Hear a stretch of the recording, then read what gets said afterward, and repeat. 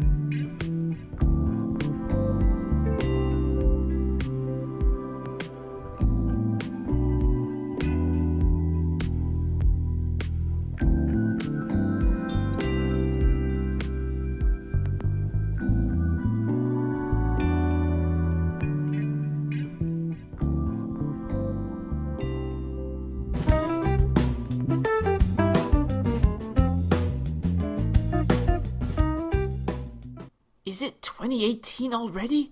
Postdoc, the New Orleans ACS meeting is coming up. I need data. Again. Yeah, I got a little bit of data to present, but you know, I really need some new equipment. New equipment. Well, time to make it rain. Damn.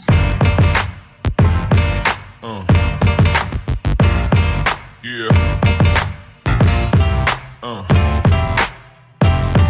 Yeah. Yeah. Woo! Nice. This is awesome. You have no excuses now. Yeah. Yeah.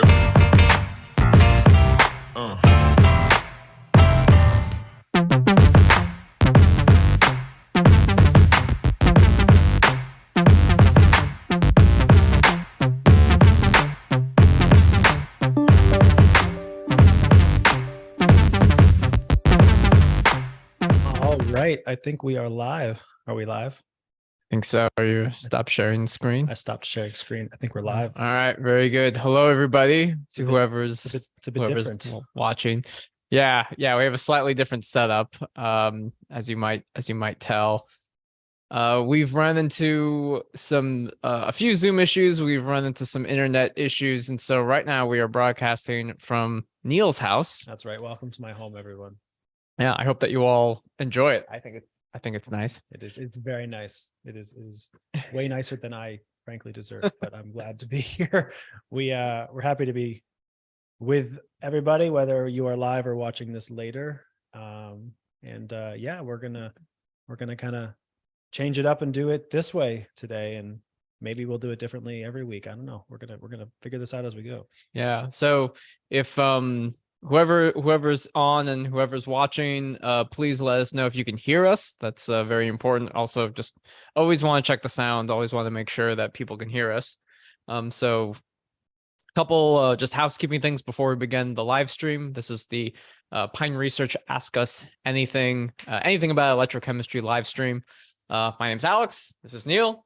And we're both electrochemists at Pine Research, and we get a lot of questions via email from webinars, YouTube, social media, and we're just trying to. Sometimes we can answer those questions, those technical questions, very easily on the spot. But sometimes we need a different platform where we can really take a deep dive into some of your questions. So this is what this session is. We're trying to do it every Friday. Now, we use Zoom as the broadcasting platform for these live streams. So we've noticed that there's about a 20-second delay between what is typed into the chat and then what you'll see on the video on the YouTube live stream. So just keep that in mind when you're typing in your question and when you expect to hear a response. We plan for this live stream to be about 2 hours maximum. It always depends on how many questions we get. So please type your questions into the chat. We'll read them out loud, and then we will try to answer them as best as we can just from our knowledge and stuff like that. If you're watching this live stream after the live stream, after it's quote live, we will have a video up on our YouTube channel with timestamps in the description below that will tell you, okay, what questions were asked. So in case you missed it and you wanted to see what questions were asked, or if you asked a question and you wanted to hear us talk about it again, feel free to look at the video. It probably comes out like a day or two because it takes a little bit of time for it to get processed.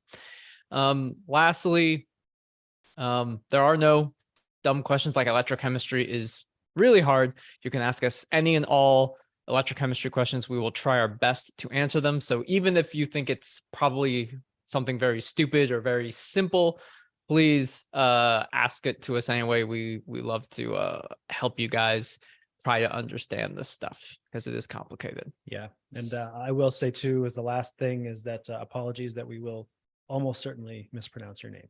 Yeah. The only names that we're likely to get correct are ours. Yeah. So yeah, that's about it. So yeah, well, anybody, thank you for joining. And it does someone, Adam, has said that the sound seems to be Okay. good. So Good. that is always the concern about, starting this up in a new location. And I mean, we're not tech savvy, but we're not professional podcasters, Yeah, or live live streamers, streamers. right? I mean, this is We're electrochemists. we're electrochemists. We're playing podcasters on television. That's Yeah. what we're doing. So there is one question, actually. I think I can kind of try to answer this. Bia says, I'm working on sodium ion batteries. Can you please tell me why charge capacity in milliamp hours per gram is recorded against current density? What is current density? That's a very good question. I think that how I would answer this is to sort of just show you where that unit comes from, the milliamp hours per gram, because so milliamp hours per gram. Let me just sort of from a battery perspective, that is like, I guess that's specific capacity. So normally when you talk about like current density or specific area, with the density or the area, usually, it's like you're talking about like current over area, or something with respect to mass, with respect to area, right? Like the specific unit, so to speak, because you can just have milliamp hours, but the milliamp hours per gram. So I think when you're saying current density, you're referring to that unit, which it's not current, actually. Milliamp hours is not the same as current. That's a capacity unit. So I'm just to clarify, and if you have if the terminology you're using, you mean something different, please let me know in the chat. But what I'm assuming is that you're asking just kind of about this unit itself, and so I'll try to sort of show where this comes from. This is if I can remember this correctly, which is a big if. Let's annotate this. So this unit itself is a really interesting one, and someone showed me this when I think it was in graduate school. Like, where does it come from? So the unit is basically milliamp hours, or the milli, that it could just be amp hours, right? So if we just take the simplest, right, this is the equivalent of, right? I'm just sort of making obvious things here, but amps times hours. So if you think back to just the fundamental units, amps is equivalent, that's coulombs per second. Okay, so this is coulombs is charge and seconds is time. So if we multiply amp times a unit of time, we just end up with coulombs, or we end up with charge, but we're multiplying it by a different time unit. So it feels odd to think of this as a unit of charge, but it actually fundamentally is a unit of charge. So when we multiply by 1 hour, that's amp hour. I'm just rewriting amp hours, 1 coulomb per second times 1 hour. So then basically what we have here is if I'm going to sort of simplify this unit, so to speak, in like dimensional analysis, I can multiply this by, well, I have seconds and hours. So there are 3,600 seconds in 1 hour. So if this is unity, right? This is the number 1, just written in units. So if I do this mathematics here, right? Seconds cancels, hours cancels. Effectively, I end up with basically the unit of amp hours. So this is actually no longer true here. I sort of expanded this by using the unit amp hours, but effectively 1 amp hour is equivalent to 3,600 coulombs. 3,600 times coulomb, right? Because that's what's left here. So it's an amp hour is a unit. It's not current. It's actually charge. Okay. So and capacity is the other term we use when we're talking about a battery, a sodium ion or a lithium ion battery, because we're talking about how much charge can it hold or deliver? And that's what a battery is doing. It's holding charge for you so it can deliver it to run your thing, run your phone, run your computer, run your car, whatever it is. Okay. Now that is raw charge. So the specific or the density, whatever you, again, I'm sort of assuming what you mean by density here is the over grams. So milliamp hours per gram, right? Now that's just what it sounds like, right? So we have, that's basically coulombs per gram. I'm sort of extending this density specific unit, whatever you want to call it, out here. It's the same thing. It's just now it's on a per mass basis. So if my, I can get this much capacity or this much charge for my battery per gram of material or whatever mass of material it is. So that's all that really means. And then the last bit that I'll start, but I won't finish just for the interest of droning on about this forever, if it's not interesting to people, is that some people want to know, for example, graphite, carbon, has a specific capacity. You may have seen, this is lithium ion. So you asked about sodium ion, and my knowledge of the numbers of sodium ion is not the same as lithium ion because I study lithium, but people often cite this number. Carbon, which graphite, which is what is used as the anode for lithium ion batteries, has a specific capacity of 372 milliamp hours per gram. So all I'm saying now is if you want me to show you where this comes from, I can, but I won't. And that's what we call in the business a teaser. So effectively, that's just showing that is that specific or that density of charge per unit of mass that graphite will give you in a lithium ion battery. And anyway, it's related to what I just did before. Again, I can show you where that comes from if somebody is interested. Otherwise, I will get to the next question. It looks like there's Can you read it from there? The screen. I can barely read it from there. That's why I'm also checking my phone. So Okay. if you all see me checking my phone, it's because the computer's over there. There's a monitor he's just over trolling here. Instagram. He's not. Yeah, I'm also trolling Instagram. Matt Byung, welcome back. Thank you, Matt. How can I measure transference number for a battery, and how can I measure for a polymer electrolyte? I don't know what transference number is. Number. I feel like I've heard that. What is? It rings a bell. Transference number. Why is that? And he's also asking, I also saw in papers they are performing I think that's supposed to be transference number measurement, TNM, and they are showing the polarization plot, current versus time. Can you explain, I guess, explain this if possible. Oh, explain this if possible. Ion transport number. It's the fraction of total electric current carried in an electrolyte by a given ionic species. I'm not familiar with this. To be honest. And he's saying that the transference number is coming from a polarization plot. So current versus time. This is interesting. Oh, okay. This is a current versus time plot, not a current versus potential plot like a CV. Yeah. So they're performing transference number measurement. And they're showing the polarization plot for a battery. This is a good question. I feel like there's something similar here. Ion transport number is I guess a synonym here. Yeah. So it's the total current carried in an electrolyte by a given species.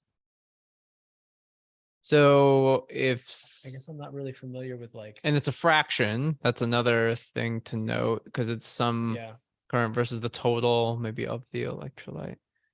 Interesting. But this is specific for batteries. So I don't really, I just batteries. Can you give an I mean, we can sort of try to look at this live with you while we do this, but like what, like with a battery, for example, what, like, so if you're, is the point here, like, okay, let's say a battery, you're applying some amount of current. usually a set amount of current, like a whatever charging, discharge, C rate you're doing.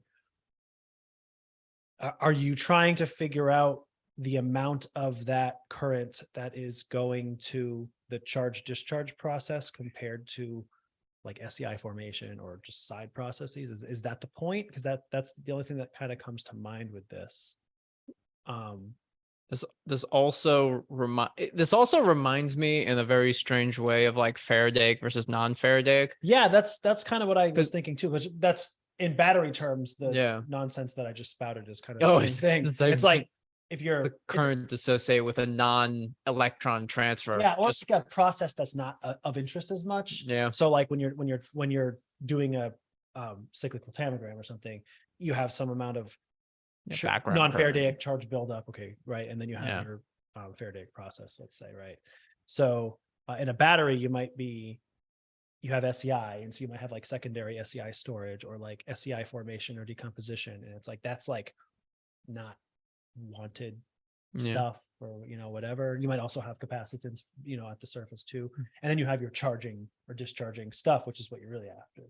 So like I don't know if that's the sort of analogous process there. With a battery, would you ever take a current versus time plot? Is that only if you're doing a CCCV test? So and CV doesn't mean cyclic voltammetry in terms of battery. So so current, most of the time with a battery, you're applying a set current that you choose because you want to charge up your battery in an hour or 2 hours or 10 minutes, whatever it is. So that requires a known amount of like amps over whatever that time period is. So your current versus time plot for most like typical charging or discharging processes is a straight line. You're just applying that current or whatever. But one of the ways in which people, for example, charge a battery is you apply a current for a while and the voltage reaches whatever its upper limit is, and then you hold the voltage there and the current decays. And so that would be a current versus time plot. But that's more like that's like topping it off. That's like if you fill up your gas tank of your car and you like top it off with a little bit. With a little bit of extra. Which isn't a thing anymore. Like I never did that. But now they have now they have signs that say don't top off. Have you seen that at the gas station? They always say I haven't seen that. Like I just thought people like to do it because they like to get like a nice round even number on their gas. Yeah, I think that is one of the reasons people want to have like, well, it's $29.92. Yeah, they don't want to see the 92 cents. Not spending exactly $30. Yeah. That never bothered me. I'm like, no, I just saved 8 cents. Why would I add more? Yeah. Matt Byung's also asking, what does polarization mean in the context of the battery? Well, so or in context of battery. Yeah, so I mean, I'm going by sort of rote here, but a rough, I mean, would you agree the definition of polarization is just changing it's a polarity, right? So I mean, basically changing the potential. Yeah. So you're whatever the steady open circuit state is of a system, a battery, if you will, right? Whatever its like voltage is, polarization would just be changing that voltage. So my let's say answer to that, I guess, would be something like polarization in the context of a battery would be when you apply a current, either positive or negative, to charge or discharge, the voltage of the battery is changing, and that's polarizing it. Normally, polarization is done like a polarization curve or something like that.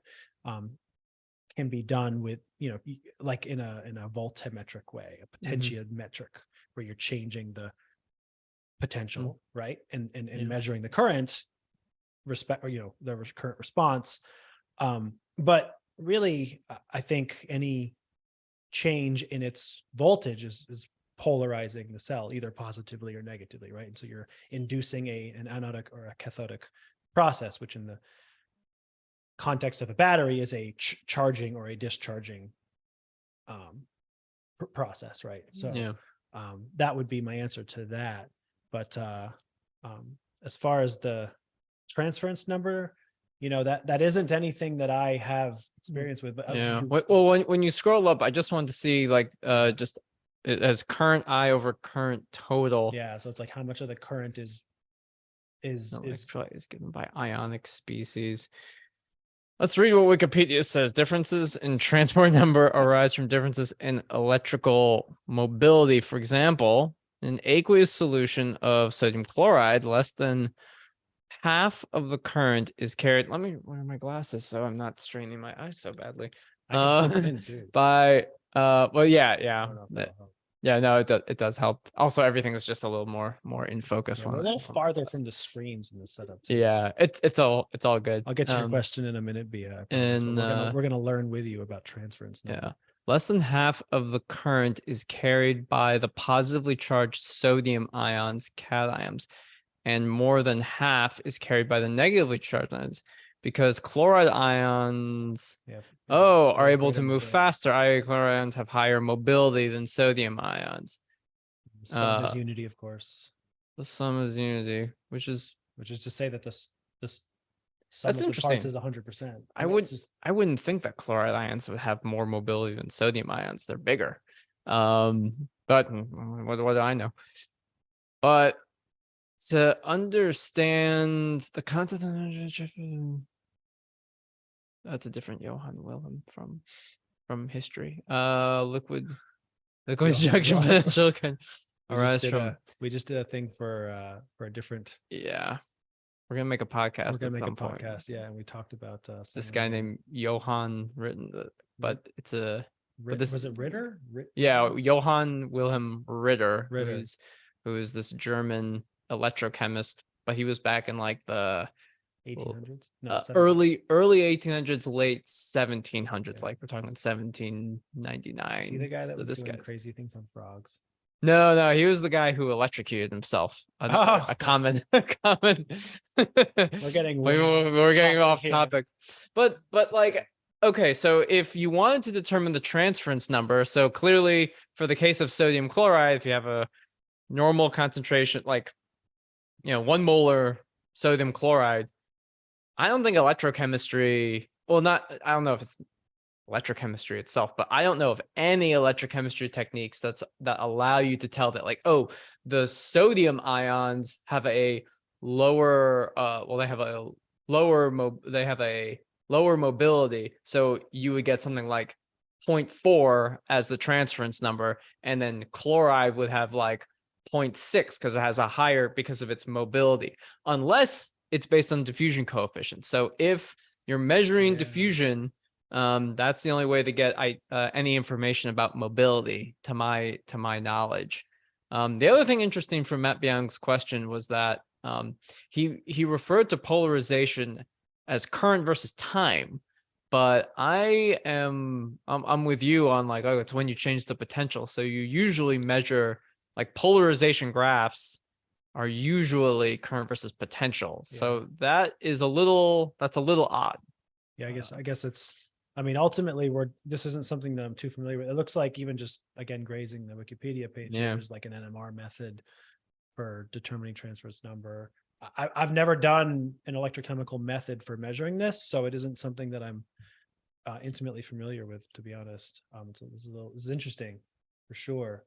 But I'm not sure we can get into any more detail than that, unfortunately. Bia has asked, I see what you're saying, Bia. I see the difference in the units now. You say that in research papers, it's written that an anode has 323 milliamp hours per gram at 20 milliamps per gram. So notice the thing that's different in those two numbers is the hours. So when you're talking about 20 milliamps per gram, that is effectively what you would call a C rate. So what the person is saying, thanks for Matt Byung. You've said, thanks for trying to help. We really did a terrible job, but I appreciate you being here. Listen, we're nothing if not honest. We'll try to answer, and we simply don't know everything. For sure. Sorry, but to your point, Bia here is the person. So what the person is saying is that they have, let's just say they have 1 gram of their catalyst, right? They're telling you what their how much current they applied, right? And sorry, I know that if all this is a bit much, feel free to let me know. I'm kind of talking through some concepts that are a little more common to battery folks, and maybe it's not. Maybe this is a bit difficult. So apologies if that's the case. However, you've got 323 milliamp hours per gram. That's the specific capacity. What that means is that let's just say we have 1 gram of the stuff. So multiply it by 1 and get rid of the grams. That means if I have 1 gram of that material, I can get 323 milliamps continuously for 1 hour. That's what that means. Okay. I'm going to draw some stuff here to kind of try to drive this point home. Where's my annotate? It's somewhere. Oh, it's because I'm not sharing screen. That's why. Oh, I know how to use Zoom. You're What good. are you talking about? you're good. Why would you suggest that I don't know how to use Zoom? Okay, so Why did I say that? I know. Why would you say that? All right, so 323 milliamp hours per gram. All right, let's say I have 1 gram of stuff, right? That means that I have 323 milliamp hours. That means that I can, in theory, to charge or discharge, get or apply 323 milliamps continuously for 1 hour. Or I could instead apply 32.3 milliamps continuously for 10 hours, right? If I divide it by 10, I could apply that much. It's like I'm going to build up that much current until I've reached the capacity. Okay. So that's what's called a C rate. This is 1C. This is C over 10. And I can go the other direction. If I do some math, let's say I do 646 milliamps. I could do that for a half an hour, right? So 30 minutes. That is 2C. So that's how C rate works. So what they're telling you, back to the point that you wrote here, is that they did a current of 20 milliamps per gram and they got 323 milliamps per gram. So what they're basically telling you, again, for however many grams, whether it was 1 gram or 1,000,000 grams, it doesn't matter. That unit sort of cancels in that comparison, that they basically did 20 milliamps and they got 323 milliamps. So what they did is they did 20 milliamps for however many hours until they reached 323. So that's more than 10. What is that? Let me just do the math here, right? 323 over 20, 16.15. Okay. 16.25 hours. Touch the thing because I have annotate on. Yeah. Hang on. How do I stop annotating mouse? There we go. There you go. Okay. I know you probably can't see it. I had my little calculator on. So this is basically C over about 16. So what this means is that they applied 20 milliamps per gram of stuff. And they applied this current for 16 hours, give or take. And then it probably reached the limit of the voltage, like whatever the upper limit or the lower limit, if they were charging or discharging. And that was the completion of that test. Like they were charging it. You don't charge it beyond the voltage limits or whatever. And so for the amount of grams they got, they ended up with this much charge or this much capacity. Okay. And that ended up being C over 16. Now, if they charge faster, they may find this number here goes down because batteries don't generally perform super well when you charge very, very fast. So in theory, what this means is they could apply 323 milliamps for 1 hour, but probably what would happen if they applied 323 milliamps is they would only be able to last for, 40 minutes, 30 minutes. The capacity would change because batteries don't behave as ideally when you start doing crazy fast amounts of current. But I hope that answers that question. The difference in the units, of course, is that is the hours is gone. So it's just telling you how much current they applied and everything. I do see we have some members' questions here. Did you Yeah, wanna Ramachandra. Also, Tarek, welcome back. Yeah, welcome back. Ramachandra, welcome back. Ramachandra is asking, is RCT, the charge transfer resistance in EIS, has something to do with the wetness of film on substrate on a working electrode in a 3-electrode system? If yes, what exactly does speak, or I guess what that means? I'm going to take a stab and say that it does not. Most of the time, the charge transfer resistance has to do with, it's usually a function of a potential. So if you have a film, any film on your electrode surface, and it's a redox active film, meaning that at some potential, you're going to oxidize or reduce redox active sites on that film.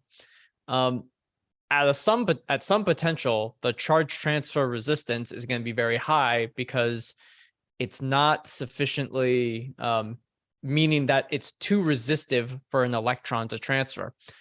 But then when you start to apply a potential that's around the redox potential of that substrate, or the redox active site on that substrate, then the charge transfer resistance lowers so that it's not as resistive, and you're going to get an electron transfer to occur. So charge transfer resistance has always been, from my perspective, a potential dependent value. If you're just doing EIS, if you had this system and you did EIS at multiple potentials, baseline potentials, you get a different charge transfer resistance value as somewhat of a function of potential. So the wetness of the surface, I don't think it has that much. I mean, it might change it a little bit. I guess if you had some situation where, like, everything you just described, that charge transfer process was like heavily impacted by the, when you say wetness, I mean, it's like, maybe that's like hydrophobicity, hydrophilicity. Like maybe the surface condition of the electrode is also potential dependent. And like at certain potentials, it reacts with water better or something like that, such that it, like in the process of decreasing the charge transfer resistance because of the potential and the driving force, like you just said. Yeah. Adjusting the wetness. Yeah, like maybe that's part. So like maybe, like generally, I mean, I agree. Everything Alex said, I think is correct. I guess it's possible that like in some system that wetness, like the interaction, if that changes with potential or something, maybe or changes the charge transfer resistance. Yeah, I guess, but I don't know. I don't actually, I mean, if that's the case, maybe, but I don't know how you would even extract some sort of a measurable parameter from that, if that, even if that were the case, right? Like, yeah, and maybe you can speak to this as well, because when you have films, Neil's had some advanced EIS webinars. And if you're a tier 2 member, you can actually watch some of the full advanced webinars or his EIS webinar series, a 5-part EIS webinar series. But one thing he commonly mentions, which I've learned from because I don't have as much EIS experience, is that whenever you have a film and any interface can be represented by a Randall circuit or a Voigt element, which is a resistor and a capacitor in parallel. So when you have these films, it's not like, if you had just a bare electrode, then there's only one interface between the conductive metal or conductive material and the solution. But when you have a film, it might not be a fully formed film, but you're going to have multiple interfaces. And so what we call charge transfer resistance, which one of those resistors is the charge transfer resistance? So something like wetness might represent one of those circuit elements. I don't know, maybe we should draw this. Yeah, I mean, I can, so but that's at least the thought. You're describing. Yeah. But yeah, what Alex is describing, like if you have actually, you know what's even better? Keep filibustering. Oh yeah, I'm yeah. gonna Actually, pull it up just from gra- one of yeah, my just grab from that. my webinar here. Yeah, yeah. Yeah. But yeah, wetness, because wetness just by itself, I don't know, like yeah, you're looking at hydrophobicity, hydrophilicity, and yeah, that might change the structure of the surface or the structure of solvent molecules at the surface. That can definitely happen, but it's like it's happening, but impedance isn't always the way we can like determine that that's happening. It might support a hypothesis, like you use another technique to measure things like surface tension and wetness, and then like, oh, the EIS data kind of supports such a hypothesis, but EIS just by itself, not quite so much. Yeah, and even then, like I said before, to support what you just said, is that even in the case that that it could, that is EIS, provides you some sort of information in that regard. What's the quantitative, like what quantitative takeaway could there be? Like, I don't know. I mean, I don't know that it's not, that there isn't any, but I don't know. I don't know how you would go about that. Yeah. And just for the record, this is what Alex was talking about, right? Is you have, let's say you have a substrate, and an electrolyte, and you have a film, you can have this sort of Randall's interface, void element, resistor and a capacitor, because you can have some capacitance between layers and you can have some resistance between layers. And so this, which charge transfer resistance are you referring to? That's what you're talking about, right? Yeah. And so you can have multiple, versions of this. You could have even multiple layers, right? Yeah. There's a lot of different options, but like electrochemistry is a surface science, and impedance is a very sensitive technique subset of impedance, of electrochemistry, excuse me. So all of the interfaces that are electrically conductive or what have you, when you're doing impedance, could in theory generate some kind of a charge transfer or capacitive response. So it's a little tricky, right? Yeah. Tarek has some stuff. You've been doing Yeah. experiments for the past few weeks. Well, It's good. no, it's not good because you haven't been here with us. Tarek, if you haven't learned this yet, we are way more important than your experiments. So first of all, I'm very disappointed in you, but welcome back. Yeah, we did answer your question. I think it might have been a number two. What was it? What was it, 2 or 3? Anyway, you had some questions, yeah, in the beginning. We did address those, I'm pretty sure, if I recall. So you might want to check those. We do have the description, like in the description of the video, you will see all the questions. So list your name, like we it tried wouldn't to have your list name, but the question. So if you remember what you asked, yeah. So yeah, check those out if you want to. He's got a fresh question for us. Does Pine have any solutions to deal with bubble formation that occurs beneath the RDE, specifically for HER and OER? That's a tricky thing. I've always told people, so the answer I think is we don't have like a technical solution. I have told people, if you adjust the rotation rate, so if you just get it to spin super, super fast, you might be able to whip a bubble off of the electrode. And for some people, I've even said, if you can get a pipette, just like a glass pipette with a bulb, and just squirt and just try to push solution laterally or across the electrode, that's a way to get bubbles off. But I've seen one customer was in a corrosion laboratory. I think they basically pitched the rotator, right? Like the shaft goes straight down, right? And they had it go at an angle. Like this has been suggested. I've heard people suggest this many times. It's actually harder than you would think. Seems like, well, just make a mounting pole that is at a slight angle, right? Because in theory, if the shaft is at an angle, then bubbles that form here will just go away, right? Where when it's straight down, they can get sort of stuck dead center. And unless you rotate really fast, like that's what I will usually do. Even what I did in graduate school is like, when I got a bubble, is I would it stinks if it's in the middle of your experiment and it messes with your data, of course. But like, if you just notice a bubble there, is I had the MSR with the knob. Sometimes it's the push buttons, but just quickly sort of increase the RPM and then slow it, increase slow it, and sometimes you have to sort of raise the rotator up and then back down into the solution. And it's not ideal, especially if it's happening, like you said, during the experiment.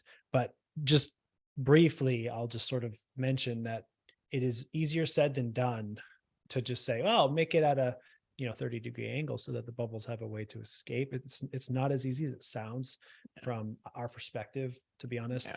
Number one is that every bit of designing a rotator seems like it would be the easiest thing in the world. And I promise you it's not.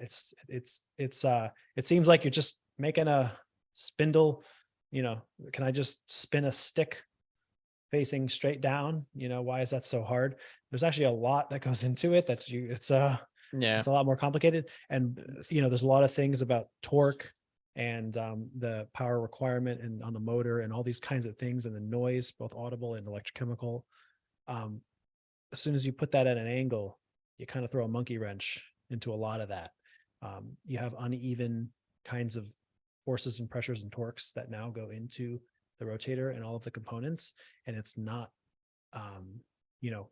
as a user, like if I were in the laboratory, I would probably just do that as well.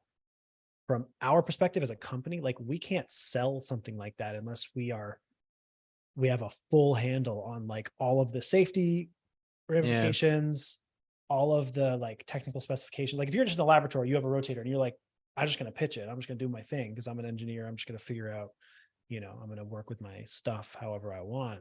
You have a little more freedom with that. As a company, we can't sell a product like that. We have a higher, what would you say, like barrier to make sure that it's like all the safety stuff, all the technical specifications. It has to, we have a very good grasp of that on our rotator in general, right? Our potentiostats. But to sell something like that is very non-trivial. Unfortunately, I wish it weren't, because those bubbles are a huge pain when they happen, for sure. So that's what I can say about that. Hope that was helpful, Yeah. Tark. See. And remember, keep watching us. Stop going to the lab. It's a waste of your time. I'm kidding, by the way. I'm kidding. Yes. Let's see. Matt has another follow-up question. Electrochemical double layer EDLC device. Is that what that is? Electrochemical double layer capacitance. I'm not so sure. Or is it like a supercapacitor? He says he's getting two semicircles And a line. and a line. Can you explain the difference between RCT and bulk resistance? Well, bulk resistance. That's another sort of term that, my interpretation of bulk resistance is like higher dropper. So if you have, I guess like we can talk about the difference between the charge transfer resistance and the bulk resistance, which we define as two separate individual things. So if you have, would you say two semicircles and a line? So if you have a circuit that's like, two semicircles, that's a terrible. That's supposed to be the same spot. That's all. My gosh. Okay. That's a terrible art. That's an impressive level of, Capacitor. There we go. Wow. So I'm assuming what you're talking about is, I'm going to exaggerate the features here for illustration purposes, and I'll try to draw it not terribly. Two semicircles and then a line. Like that. It's probably a little different than this. So, you might call it, and I'm going to draw it better this time. See, there we go. Down here, resistor. And then the line could be anything. It could be its own, CPE, or maybe you have a Warburg in here. There's options. So exactly how you would represent that is up to you. Now this right here, this leading resistor. And actually, Ramachandra is asking, can we judge W Warburg using CPE in the circuit fit? So you may be able to address that question right now. That's a good question. So the answer is yes. The unit will be a little different. I'll actually show you in our software too. So anyway, what I would classify as bulk resistance would be this right here. This right here is effectively the IR drop. That's also an R. IR drop. See, I'm not listening to you again. I did this last week. I need to Oh yeah, use the do text. thing. What the heck? I never Next use to it. draw. There it is. There we go. You're so much better at this than me. I was No, just texting. IR drop. I'm writing it again. IR drop uncompensated resistance. Sometimes called ohmic drop Ohmic or drop, ohmic voltage drop. resistance, There's something like that. Jillion names like So that. bulk resist, that is roughly speaking the impedance or the resistance that's associated between the working electrode and the reference electrode, the electrolyte concentration or lack thereof, if it's very, weak electrolyte, the cables, all of that stuff is sort of like bulk resistance, just that kind of stuff. So that's what that would, if you have two semicircles, it suggests you have at least two interfaces between some substrate and film or some, something like that, Yeah. or you have two Faradaic charge transfer processes, Yeah. because that would be like charge transfer 1, and this would be R charge transfer 2, and then you have capacitance associated with them. So that's what that suggests, just theoretically, based on what you Yeah. said. But of course, not seeing your data, I don't know that I can speak too much further, unless if there's, let me know if there's been a further comment. Yeah, let's I'm gonna see. pull up our software too. Yeah, Okay. because Matt has like total of like I guess 3 questions right now in the chat, Yeah. which we're describing. Who was it that asked? Someone asked. You just said about can Oh, we use a CPE for Warburg? What was Yeah, it? Ramachandra says, can we judge W Warburg using CPE in Yeah. a circuit fit? I don't know what Okay. judge refers I to, think- but I think my interpretation of that is. Let me pull up. I'll show you. yeah. And then If you have more to add, please feel free. While no, I no. get the software Matt ready. Byung is also asking where I can get these full courses for EIS. So Matt, on our YouTube channel, if you hit join, we have YouTube members. Tier 2 members can watch all of Neil's EIS webinars. They are 5-part webinars on EIS. Membership is like $10 a month, and you can binge watch all of the all of the EIS webinars, and then you can cancel them whenever you want. Binge watching me. That sounds terrible. That sounds great. That's it. And just learning as much electrochemistry as possible. But it's 5 parts. Each part is about an hour. There's also like some Q&A too. So that is, I would say that is, Neil's webinars are very, I would call them complete. Like they feel like, with a basic electrochemistry background, starting off learning EIS, it's a great place to start. And it's a heck of a lot cheaper than going to like an ECS workshop on learning EIS. So and you can wear your pajamas while you binge watch and have like popcorn and soda while you binge watch. That is a great idea. EIS stuff. So that's so Matt Byung, that's where you can get it. He's also asking, and this will help you, like these webinar episodes will help you understand your further questions about constant phase elements, why you need them, and the Warburg constant, as well as Warburg elements and what those represent. They're all in the webinar series. It goes from basic stuff to much more advanced things. And then we have advanced full EIS webinars that Neil's created. So if there's even a more specific thing on batteries and like perovskite films and stuff like that, he's done EIS circuit fitting of some of these systems. The full webinar is on the tier 2 membership. So that's where you can get it, Matt Byung. Yeah. But yes. What was so the question, again, what you said, I forget who asked it, but about the Warburg and CPE, I'll show you that now. So, for example, this is the sort of more common, I guess, type of circuit element that people do, right? You've got your leading resistor, you've got a resistor. I use the CPE here, but you could use a capacitor. This is just the one up here, and then a Warburg element, right? And that's where this 45-degree line here is. And so I can change these values or whatever, but essentially what I'm after here is to show you that the Warburg, when you use a Warburg element, an actual W, right? that affects this tail. Let me zoom out so it doesn't sort of mess with the view, right? All right, so, and then when I do my circuit fit, whatever my data happens to be, let's just lock this at something. What that was, it 10,000 or 1,000? Let's do 10,000. Okay, whatever. So this is 10,000, right? Now, what I can do instead is use a CPE. I'll make a separate simulation so I can compare the numbers. Okay, so that was the Warburg. So now let's bring this over here. If I have a CPE instead, use this one. So this is the same circuit, but now instead of a Warburg, I have a CPE here. If I use the same values, the only difference is that I have a reciprocal situation. So what are the values here? I'm gonna try to get identical looking kinds of things here. I think I messed with the top capacitor. Let me just set this as 100 nano. I'm just going to get these values here, right? 100 nano, and then I've got 1,000 and 10,000 here. All right. So if I just set this one to be the same as that one, we'll try to get the same looking plot, basically. So I have 100 nano. Okay, great. And 1,000 and 1,000. Now, the difference between the CPE and the Warburg. Now, this is specific to Pine software, okay? Not everybody's software necessarily.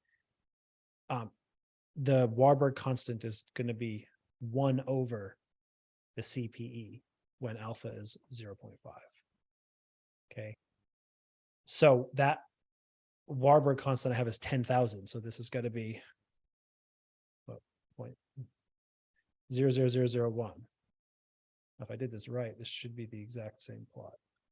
It's almost, what am I off here? I'm off by something. 1,000, 1,000. Let me see what I did. But it's called, I mean, it's similar here. I'm going to check the units. It's taking a second to load here. 1,000, 1,000. And that's 10,000. 100 nano. Let me make sure I did the right CPE. 2, 1, let's see.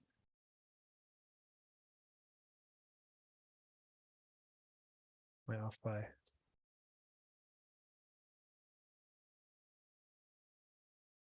What am I off about here? Something's off. Oh, is it the, no, shouldn't be the frequency. Something's wonky here. Well, in theory, what I'm saying should be correct, but well, then you said you had that like 1,000 or something, yeah, right, for Q2, 10,000. but that's like 10,000ths, like a fraction. Well, 10,000, so 1 over 10,000. 1 over 10,000. Okay. That's what this is, right? Yeah. Or did I? Oh, 1 over 10. Yeah, no, 10. 1 over 10 to the 4. Yeah, no, I just can't count. Yeah. Okay. That's the right number. Okay. All right. There you I didn't put too many zeros. go. Yeah, math does work when you understand how many zeros are. Yeah, 4 zeros. Okay, perfect. Anyway, the point is that this Q, this CPE right here, this value is 1 over the W, but it's the same. You see, the plot is the same. Once I figured out how to put how many zeros, the plot is the same. Okay. The benefit, if you will, of using the Warburg is that this W, you can get a measure of the diffusion coefficient. I've showed this before. I'll show you. See, I have it in this presentation somewhere. I'll find it just a moment. So you can use that Warburg coefficient to get you the diffusion coefficient, right? So there it is. And that's because this isn't the right one, forget the equation. But basically, the way we in our software define the math for this Warburg constant is the W's in the numerator.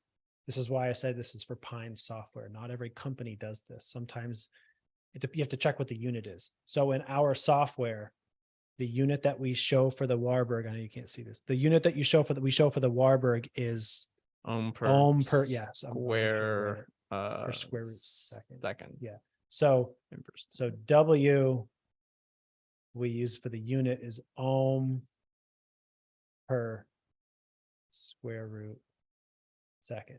So if this is the other way in whatever software that you're using, if you're not using our software, then it's 1 over that. And which is how the CPE works, because the CPE is seconds to the alpha over ohm. Now, when alpha is 0.5, you can see that these two are just 1 over each other. So that's the main thing. Now, the benefit of using the Warburg is that you get the unit the way you sort of conveniently can use it. I mean, it's not hard to take the reciprocal of something, but it's just for what it's worth. It's the numbers there. You can kind of directly plug it in here and get your diffusion coefficient. The benefit of using the CPE is that alpha is not always exactly 0.5. So when it's not clear if it's diffusion, if it's capacitance, if it's sort of some combination of something else, using a CPE is helpful because you sort of hone in on the process being if it's non-ideal, right? So something like that. You kind of get a little more information there. I've been doing way too much talking. Well, okay. Oh no, I mean, I think you answered the question. Yeah. So there's a question from MD Torek Hassan. He's asking, could you please explain electrochemical potential, HOMO, LUMO, and cell voltage relationship clearly, implicitly by mathematical equation? Please comment on the SEI generation onto this concept. I always forget what solid electrolyte interface. Solid electrolyte interface. Oh, okay. Yeah. I can definitely talk about electrochemical potential, cell voltage, HOMO, LUMO gaps. I can't explain it mathematically. Like I have no like equations to describe some of those things, but I can describe it conceptually if that's helpful. So MD, let me know if you want me to do that. Yeah. Also, I mean, these questions are like, this is quite quite an ask, I guess.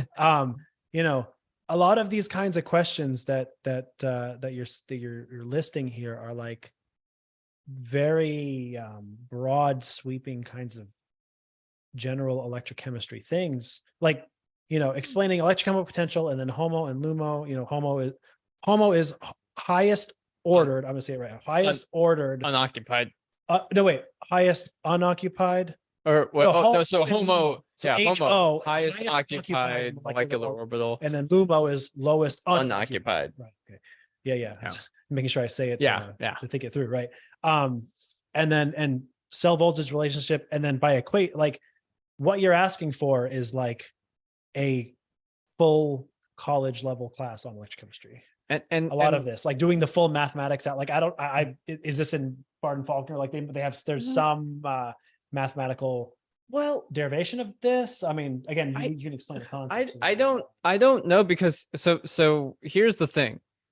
HOMO and LUMO is based on molecular orbital theory, right? So you have some kind of molecule, and then all of its S and P orbitals are all combined into this graph that, so you have the individual atoms, the orbitals. I can draw this too. Yeah, I can draw this, and we can get into take the notes here. We can get into, let's see if I know where I am about that. I can talk a little bit about that, and then let me just share screen. And then let me just go to PowerPoint. Yeah, we're sharing a computer, everybody. Yeah, we are. So keep that in mind. So typically, if you have some kind of molecule, any molecule, so let's just call it a molecule, and then the molecule is made up of some atoms that have orbitals on some level, right? So maybe you have a p orbital here, and then you have the p orbitals. They're not that big. And then you have the electrons that make up those orbitals. I'm just making this up, right? And then there are 6 of these atomic orbitals, they combine to make 6, and maybe the orientation is different. Who the heck knows? And you end up getting something like these are the molecular orbitals. So you have atomic or orbitals. And then this is actually, oh, that's not it. This is a live stream. This is a live stream, yeah. Atomic orbitals. And then I'm just going to move this. Oh, well, and then that's the same thing on this side too. Atomic orbitals. And then you have molecular orbitals, right? And it's just the combination of these two in a way. All right. So a mathematical, and let's just say this, and these are the bonding. These are bonding. And then these are anti-bonding. And so the highest occupied molecular orbital HOMO is here. And the lowest unoccupied, actually, this would technically be it, but I'm just going to say for this example, usually the LUMO is here, typically. And I could add some more electrons here. And then this is LUMO, or this is HOMO. So there's no, like, the mathematical description of these energy levels, and this is all on an energy scale. So this is a lower energy, this is a higher energy, and the only reason why things bond is so that they can be in the lower energy state. So the description of this is all based on some level of like energetics of the molecule, and the geometry of the molecule. There's a ton of stuff that goes into this. Okay, so that is HOMO LUMO, and let me know if you have any further questions or follow up. But that's like HOMO LUMO. Now, how this all relates to the cell potential, and it has to do with basically you have this is kind of the E of an electrode. Right. And on here, this is all filled. We would say this is filled with electrons or something like that. And then your HOMO LUMO of your molecule may be like, maybe like here or something. Right. So electron transfer always has to do with like moving electrons from here to here, if these are occupied, or if this level is higher, them moving from, I'm just going to put another guy down here just to make things, and I'm just putting different, just different orientations. Oh, I could do that. So I'm just kind of making this up right now, but like, or you can have something from here to here. One thing that's very important to note is that the potential, like we usually say, it's like filled electrons. When we adjust the potential, this is a misconception. This entire thing moves. So this entire thing goes up, or this entire thing goes down when we change the potential. It's not like the number of electrons is increasing or decreasing. So just keep that in mind when you're doing some kind of electrochemistry experiment. So that's what happens at the surface when you're doing electron transfer, is like, if the HOMO LUMO of your molecule is around this potential, electrons will transfer from the molecule to the electrode, or from the electrode to the molecule. And then we do electrochemistry. We adjust the potential to get the electrons to move ever which way. And so things like the cell potential is really, well, it's always usually with some, all of this is assuming it's respect to some, like, some reference and some, and then we apply a counter electrode, CTR. This is all with respect to these things. And so there can be like an open circuit potential, which is like between the reference and the working. And that's just like the system in place. So I don't want to get too far into it, but that at least covers some of the ideas And what this potential means from a pure mathematical perspective, I'm not really so sure. I mean, there's, like I said, I think that the expressions or the mathematical derivations for something like that are in like a like a Yeah. textbook, like Barton Faulkner, or that, frankly, those kinds of things, like you might have a course on, right? Or I don't know, like it depends if you're in university and, there's professors, if maybe there aren't, I mean, it's not perfectly common, I guess, that like electrochemistry, or like derivational mathematical, right? They're not necessarily covered in every university. But that's, I don't, there's probably a lot of mathematics that accompany those kinds of concepts. And, I'm sure we can exactly do that, at least very quickly, without having to prepare a lecture, right? Like, even when you're, let's say you're at a university and there's a professor who's doing that, they've probably spent hours working out those derivations in those lectures. That's a bit of a bigger question, right? Than just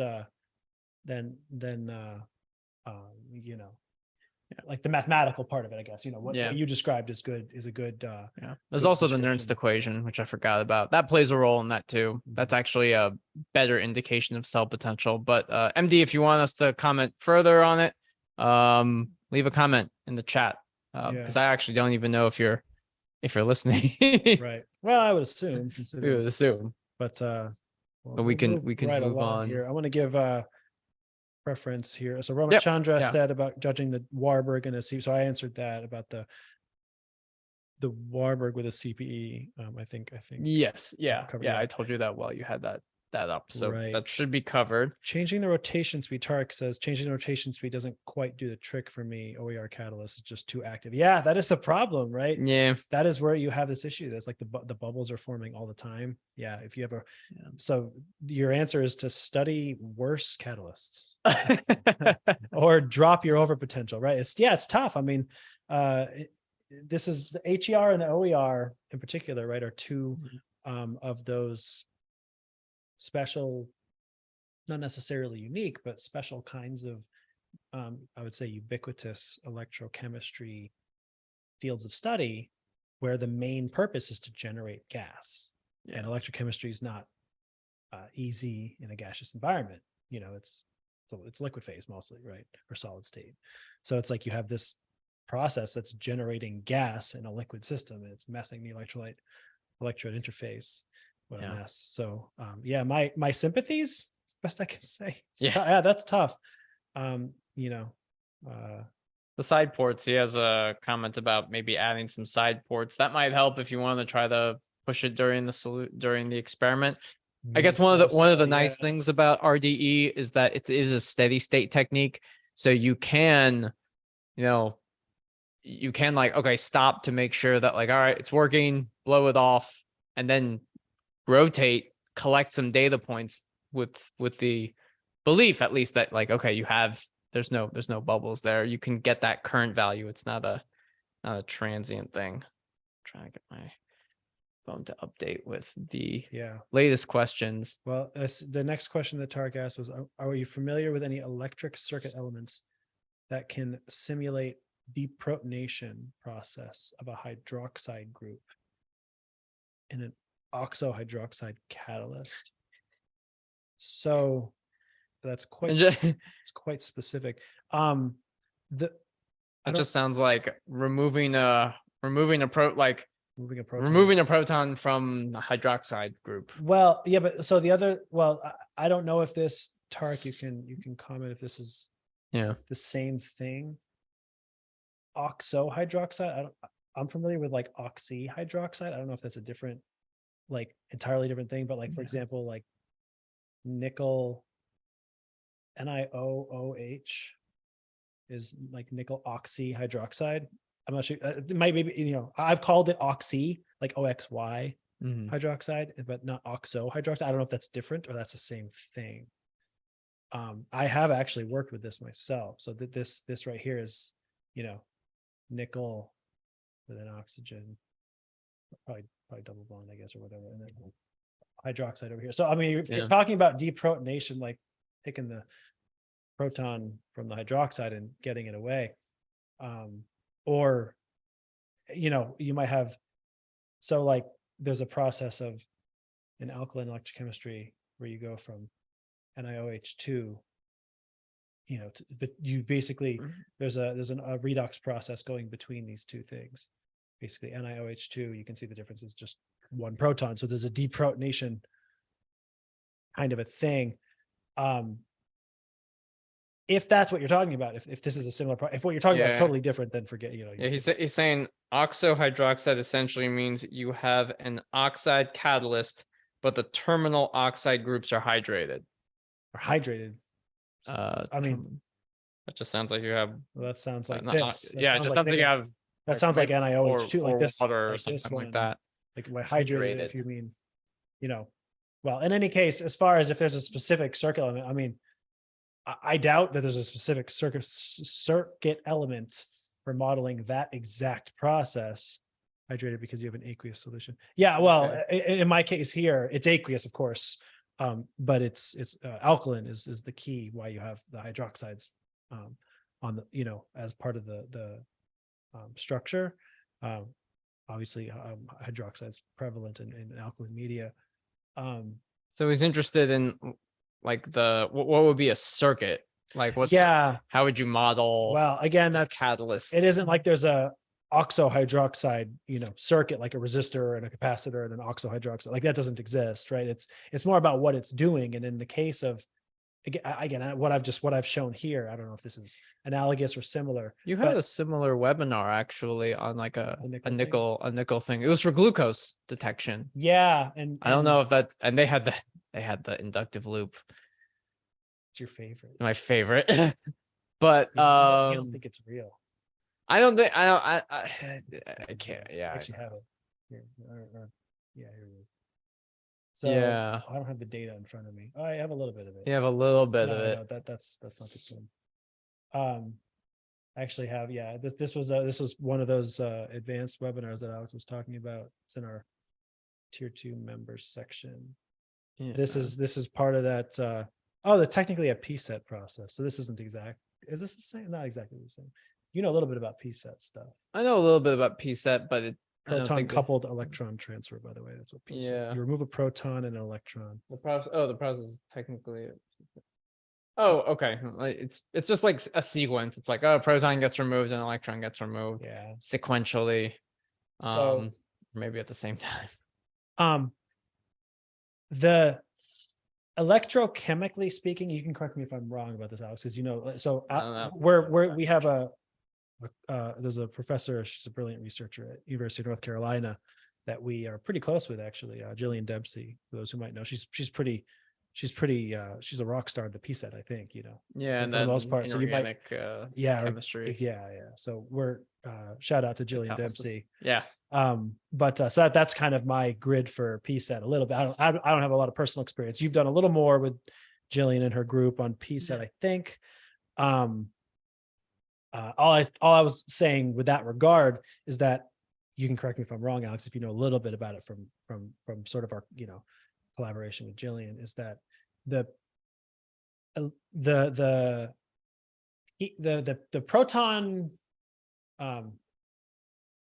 part of the PCET isn't really detectable with electrochemistry. Like the electrochemistry that you get is going to be related to the processes that are electrochemical in nature, which is sort of an obvious thing to say. But what I mean is that process that you're going to get and the circuit component that you would use to fit it would be just like any others, which is to say it's a Faradaic process, and you're probably going to get some kind of a semicircle, let's say, or something like that. And you can, fit it with a Randall's element to get a charge transfer resistance associated with that process. But your potentiostat and your electrochemical measurement capabilities are going to be limited to electrochemical redox processes. Secondary or even coupled processes that are not electrochemical they may impact the process, but like the current that you measure is not like proton current. You know what I mean? It's like you're just measuring the current, right? Like you're only able to measure the electrochemical stuff. Yeah. I don't know if that makes sense or if that No, works as an explanation. That makes sense. Makes sense in my Yeah. head, and then when I say it, I'm not sure it makes sense. But Well, so the only thing that people do when they're doing like electrochemistry with these kinds of PCET things is you're right. You can't like, unless it's reduction of protons to hydrogen or something like that. But in the absence of that, you're usually, it's not just an electron transfer. It's like an electron transfer with a chemical step, and then you can do something to your electrochemical system to adjust that chemical step. So in the case of proton transfer, you can change the strength of the acid via its pKa, and then your results will be different. And that's a way of teasing out the effective kind of the effect of the proton transfer. that makes sense.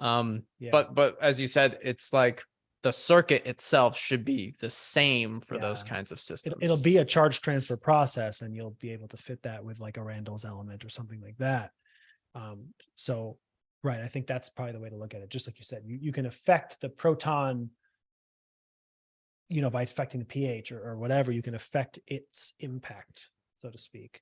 But Yes. the circuit fitting, like impedance analysis part, is going to be a charge transfer, Randall's, what have you, the way anything that undergoes that process would be. Yeah. Bia had a, sorry, I I don't want to skip over. I only jumped because a quick thing I think we can. Oh yeah, go ahead. Yeah, I was just saying, Matt Bang has asked if my EIS circuits curve starts at the origin, does it necessarily mean the bulk resistance is negligible, or what do you think it is? Yeah, if you start at high frequency and the real impedance is like low, just what's on the x-axis, if it's close to zero, actually whatever that value is what the bulk resistance is. So if it's near the origin and it's very, very small, then yes, it's negligible. I hope that was helpful. Yeah. Just make So, sure that was answered. I would only add one caveat, which is to say it's either negligible or you have some sort of an artifact impacting the high frequency data, which is also possible. But when you're talking about, let's say this is your data, if I have my R1 and it's 0, you see that this starts at the origin. And so it may not be 0, maybe it's like small, but even if you have like 10 ohms with a 1000 ohm charge transfer resistance, it's, small comparatively. And so, yeah, when you zoom in or whatever, this is close to the origin, right? Close to 0, 0. Yeah.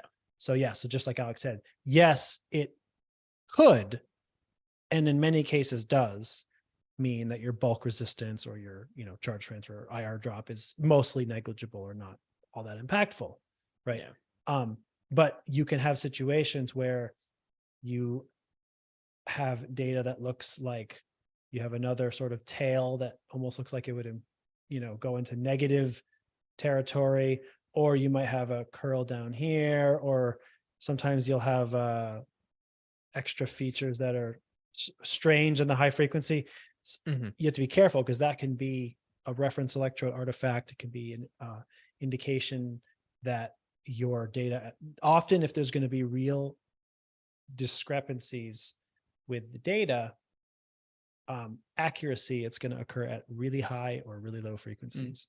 And so basically at really high frequencies, you're mostly just getting those bulk resistance, IR drop, data. So have some caution, because you could inadvertently, if you had some of these artifacts or effects, you could inadvertently give yourself the impression that there is no IR drop, but there might be, and it might just be the reference electrode giving you kind of odd results. It's possible. Yeah. I didn't miss your question, Bia. Here we try to give a little bit of preference to members. Thank you again for being a member, and Mapping, I see you signed up. Yeah, so thank you. much appreciated. But Bia, I see you asked a follow-up question. Do you mean that when we have to charge a battery, we give it current per gram, and that is the current density? I suppose so. It's not usually referred to. I guess I shouldn't say that. Most of the papers or presentations or kinds of discussion around batteries current density isn't really used often.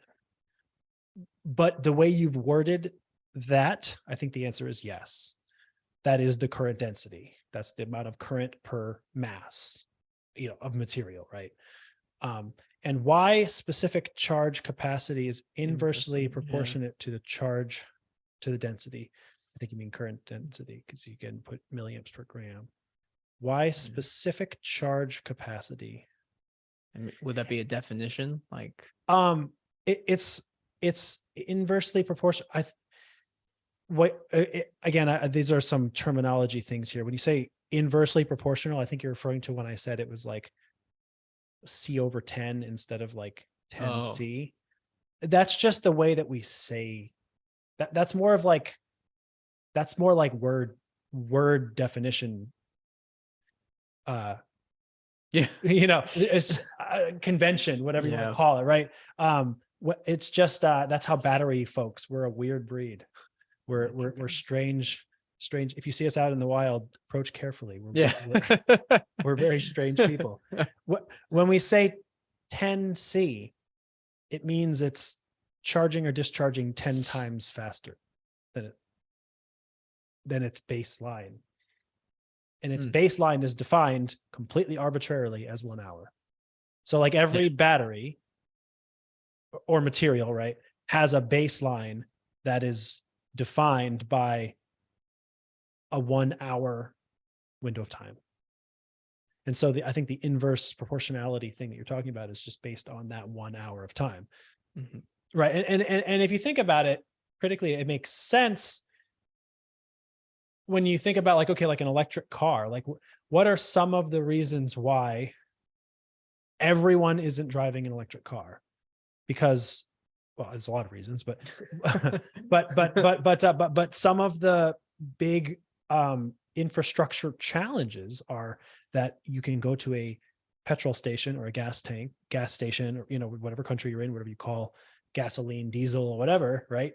And fill up with hydrocarbon fuel in about 4 minutes or 3 minutes, right? Whatever. There's the average time, is in that range. Maybe it's longer if it's cold outside, something like that. Okay. But that is fast, right? So if you think about the crazy terminology I just talked about, 1C means charging the battery takes 1 hour. Well, nobody has time to go to the gas station and wait for an hour. Nobody has time to go to the gas station and wait for 30 minutes. That's 2C.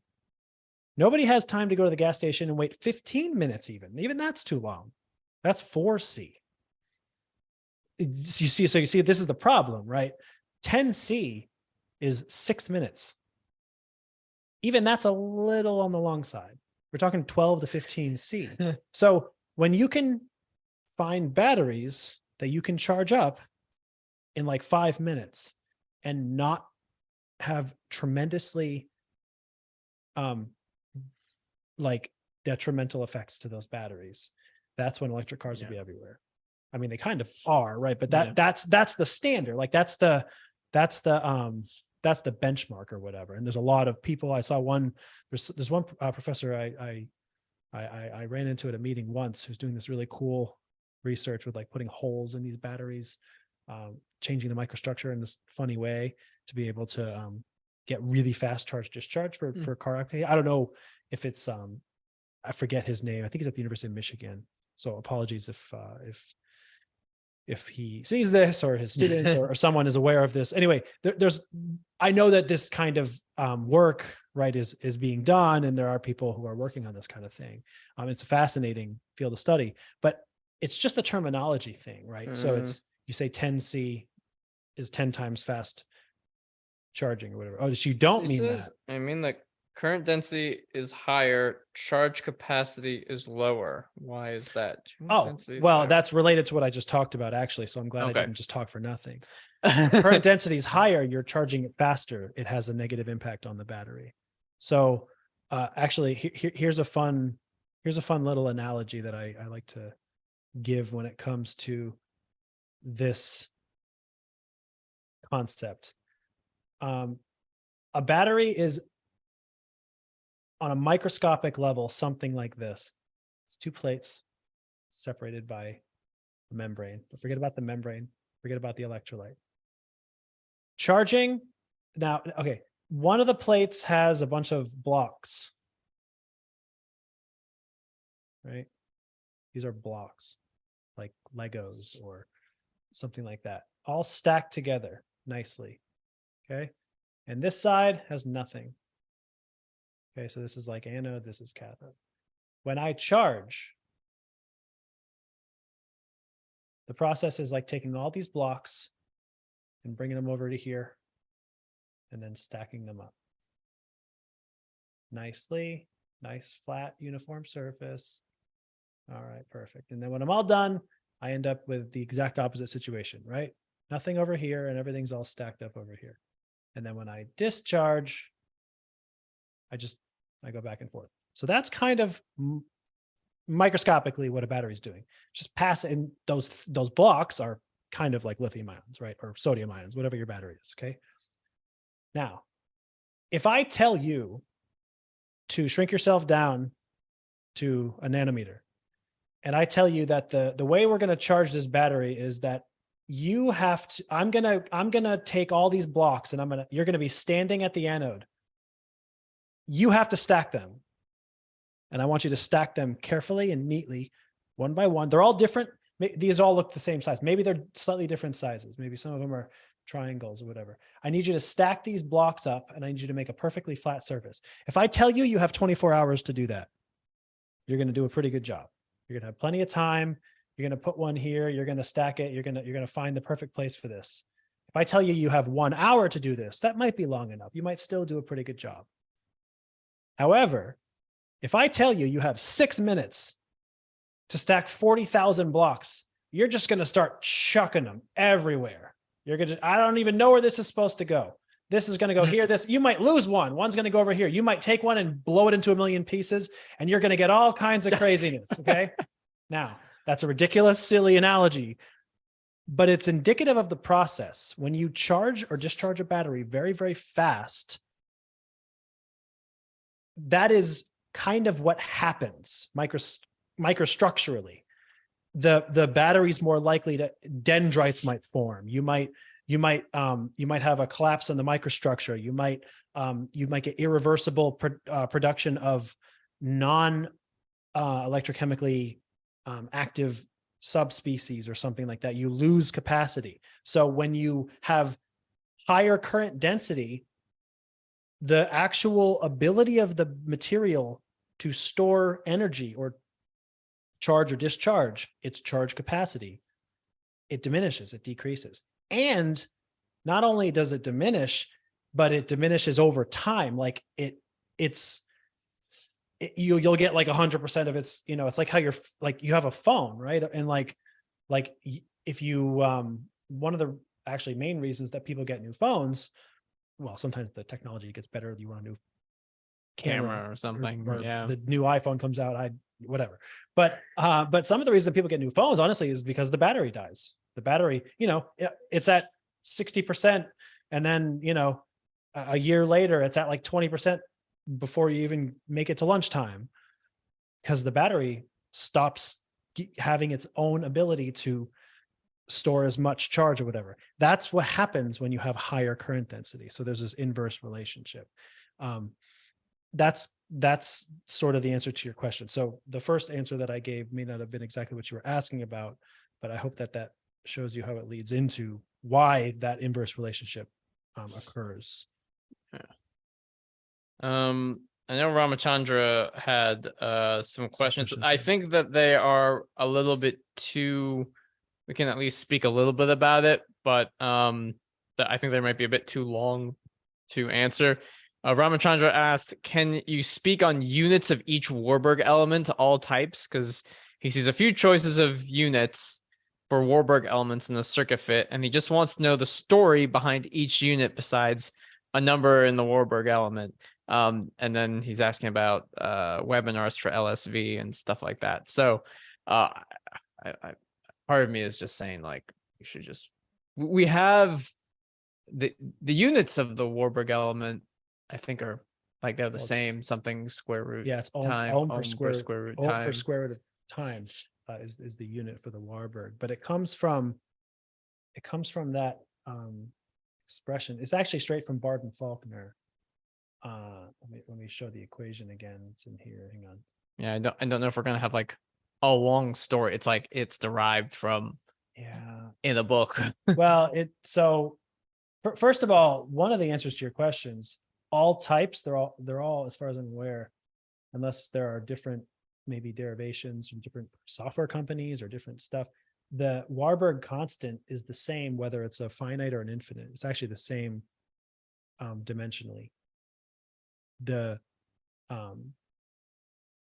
difference between the finite and the infinite, so what you're seeing here is the finite one, is that you're dealing with a finite length diffusion layer, which is this delta here, is a finite diffusion layer thickness.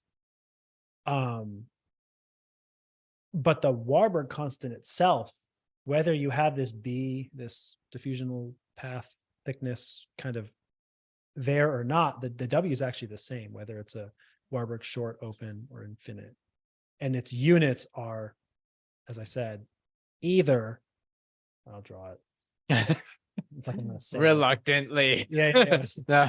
It is either ohms per square root second or square root second per ohm, right? Oh. And that just depends on some softwares use sigma, some use W, some use I think like ZW, some have maybe like Q. I don't know. The units or some of those, I think so, I'm just guessing, but as part of your question, it might be related to whatever software you're using or whatever paper you're reading, right? It's like everyone, of course, because this is electrochemistry, this is science, nobody can agree on any convention at all. So you'll read 5 different papers and get 6 different ways that they show the same thing. That being said, fundamentally, based on this definition, and the reason why Heinz software is correct and everyone else is wrong, is that this comes straight from Barden-Faulkner's textbook. Yeah. And Barden-Faulkner is like the electrochemical, canon text, right?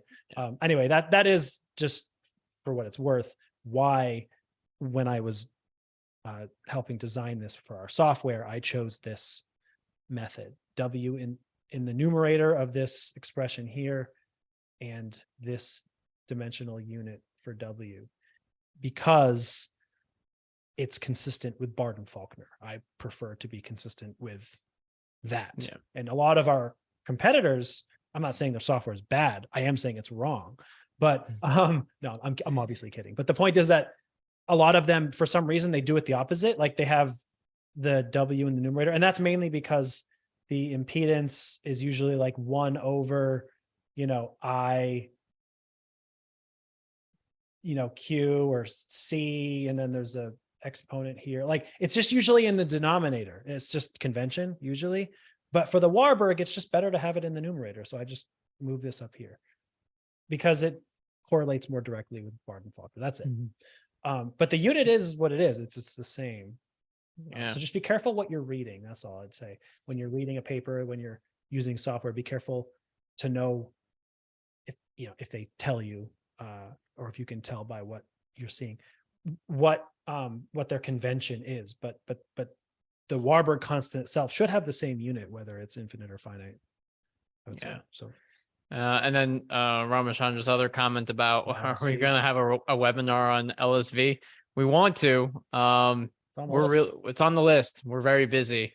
We like doing these live streams, but there's all kinds of other stuff that happens in the background. It's like this isn't our normal job, almost. Yeah, is what it feels like sometimes. This is the part of our job we actually enjoy. Yeah, we love this kind of stuff. I like other parts of the job. Oh yeah, but, yeah.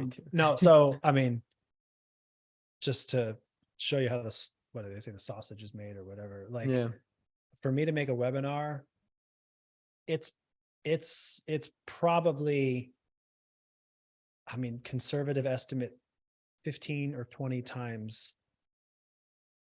So for every hour of webinar content that I generate, it's maybe 15 to 20 hours of work. That's like unperturbed, Yeah. you know, like And we have the other amount, things happen. the number of the I don't know how to put this. The frequency with which I get 15 to 20 hours of time unperturbed is almost zero. Yeah. Yeah. Believe me, I wish I could put together way more webinars Yeah. than I do. I desperately would love to make more. I need a lot of undisturbed time, and I really don't have a lot of that. Yeah. Unfortunately. So actually the next webinar series that is on my list that's planned is like a voltammetry series. I want to talk about CV, LSV, IR compensation, pulse techniques. It'll be 2 or 3 weeks, something like that. Yeah. And I started, and it's, I, you know, maybe something crazy happens and I get a ton of undisturbed time, but as it currently stands, you know, and we travel, right? Yeah. So then it's like, we'll be working on something, and then we'll have trade shows or travel, you know, and then like 2 months go by and we haven't even been in our office to work on anything. So we have really cool jobs, to be honest. Yeah. We do a lot of really cool, diverse, interesting stuff, and we meet a lot of cool people, but sometimes it gets hard to do a lot of those kinds of things like consistently, right? We end up getting diverted a lot. It's just the nature of our positions, unfortunately. So just kind of going in order a little bit. Pavel, thank you. I hope you're still here. He asked, how could Z real decrease at low frequencies? You know, it's my favorite, 4 hertz or less on the EIS. Pavel, you've asked the perfect question. Yeah, it's I mean, this is the inductor, Inductive loop. the inductive loop. The answer of inductive loops. And then the answer is, I'm not really so sure, but I mean, Neil has talked about this. We're going to share a little bit. I'll share a bit of a webinar. Alex hates this, and I don't know why. It just amuses me to no end. Well, okay. I relish in your misery. It's really funny to me. I'll explain exactly why. So, yeah, please do. So as you can see, when you get to these low frequencies, like if you're looking at this image on the lower left-hand corner, this Nyquist plot, yeah, that part right there, that's when it looks like the real impedance is decreasing. It's going lower as the frequency gets lower, which is not normal. And the only circuit element in, you know, between resistors, capacitors, inductors, just what you can buy at Radio Shack, the only circuit element that can make this happen is an inductor. And inductors are typically defined as some kind of, usually some kind of ferromagnetic thing with a coil wrapped around it. That's why the symbol for an inductor is this. Yeah, it's just like this loop. Because actually, that's what an inductor is. If you take a metal rod, right, or it has to be a magnetic, right, like a piece of iron or something like that. Yeah, and you wrap copper coil around it. Hey, this is a good drawing. That's actually a very good I drawing. can't believe I did this right. I was like, I'm going to mess up the coil, but I actually did it. So yeah, so actually you do this, and you send a current, electricity through the coil. That's an inductor. Yeah. And inductors are in many ways considered like the opposite of capacitors. And mathematically they are. And, you know, capacitors are things that can store charge. Inductors are things that tend to resist, like once flow and charge and current start to flow, it resists any changes in it. So that's like what it does. So like if you all of a sudden turn the lights off and current's still flowing, current will continue to flow for a little bit through an inductor before it dissipates, sort of say. I always mess this up. They do completely different things, and I always have to like think about it thoroughly. Yeah. When you press a capacitor, it will respond by adjusting the current and keeping the voltage constant. In the inductor is the opposite. It will adjust by changing the voltage to keep the current constant. Or it's exactly opposite. Yeah. I'd have to think it through but it basically that's why they're opposite. One of them basically is designed to stabilize current in one of them is designed for stabilization of potential. Yeah. Basically, something like that. And but the thing is, and it's like we've described this thing as this kind of ferromagnetic item with a copper rod or copper coil around it, and that's what an inductor is. But they appear like the kind of data in EIS associated with inductors appears in electrochemical systems, and there's no electrochemical systems, to my knowledge, that look visually like inductors, and hence gives you this kind of value. So I will tell you this, Pavel, this is basically this is something. Electrochromic cell. An electrochromic cell, could that be Inductive. so usually no, so yeah, you see some inductive behavior in wires. That's at the high frequency. This is a uniquely low frequency EIS thing. And don't worry, if you don't know what the answer is, nobody does, because there are papers being published today about this very topic. No one really has a strong consensus between what's physically happening and what we actually see. Yeah, that's why in this particular webinar and this data that I'm showing you here, I basically talk about that here, where I say the reason is inconclusive, because in my survey, in my experience, exactly what Alex said is the case. We really don't fundamentally know why it's happening, only that it's happening. Yeah. And these are some of the collection of descriptions that will be given in various papers and various places that I've seen: passive film formation, relaxation of species or transients, adsorption of species like oxygen, water uptake or water adsorption, corrosion processes, pitting. How any of those things resembles an actual inductor is still, who knows? Yeah. An absolute mystery. It doesn't appear like it necessarily does, which is, to Alex's point, why it bothers him so much. Alex has such a problem with this because, and he's not wrong, and I'm teasing him because it's funny, but he's actually not wrong. Fundamentally, he's right. There's nothing that like physically resembles an inductor. So why is it behaving like one? Now I can provide. An electrochemic device is no different than like a regular device. The light isn't, when you shine light on it to look at whether something's changing color, Is something coiling around another something thing? coiling around it. Maybe, Does the electrochromic device resist changes in current? That would be something if the light that you're maybe it just behaves like an inductor for whatever reason. electromagnetic So reason. The only thing that I can have done to describe it. That's why I love science. Yeah.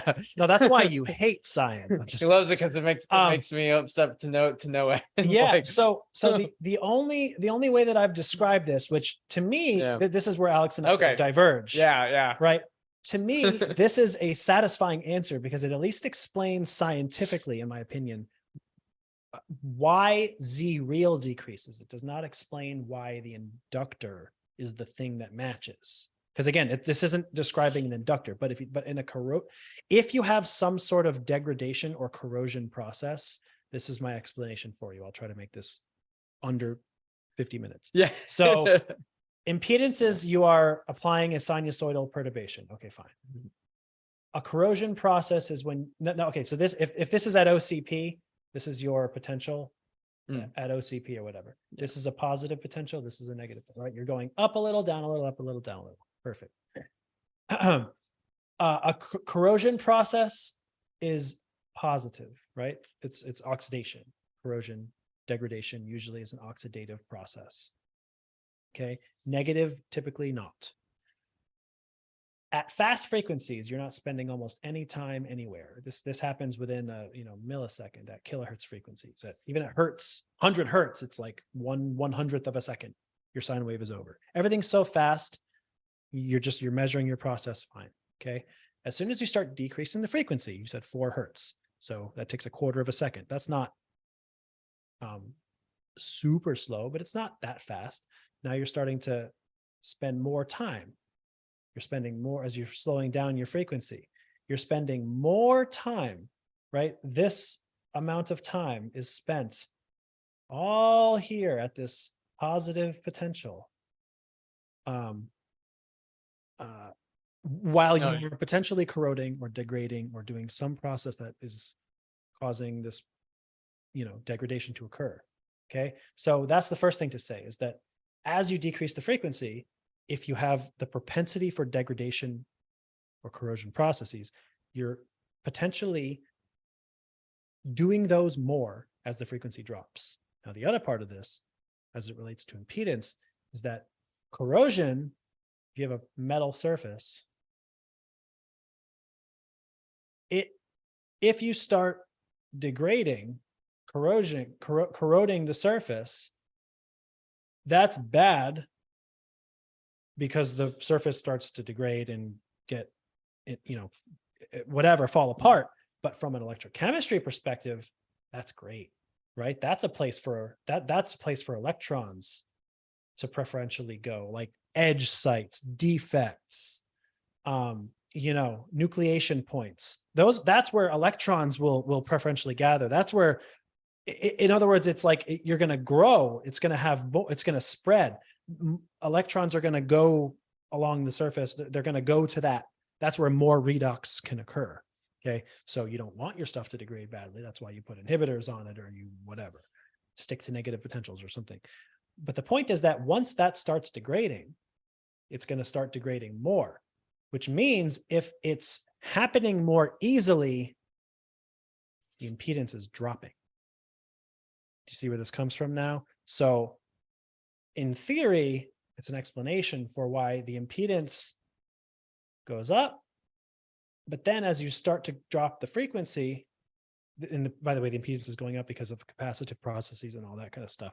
But then as you start to decrease the frequency, I start corroding more, which is causing the corrosion to be more preferentially desirable electrochemically, which means the impedance starts to drop. And so fundamentally, the only way for that to respond on a Nyquist plot is that the data has to get closer to the origin.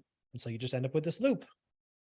Now, it just so happens the only way to fit that is with this inductor. Nothing actually looks like an inductor. And so Alex is still upset. But I'm satisfied, because that's an explanation, at least possibly, for why the impedance decreases. Yeah. But as far as why is there an inductor? Yeah. Because science. Yeah, that's true. Yeah. It's important to note that, like, I actually am not opposed to that argument for corrosion systems, because I think it makes sense.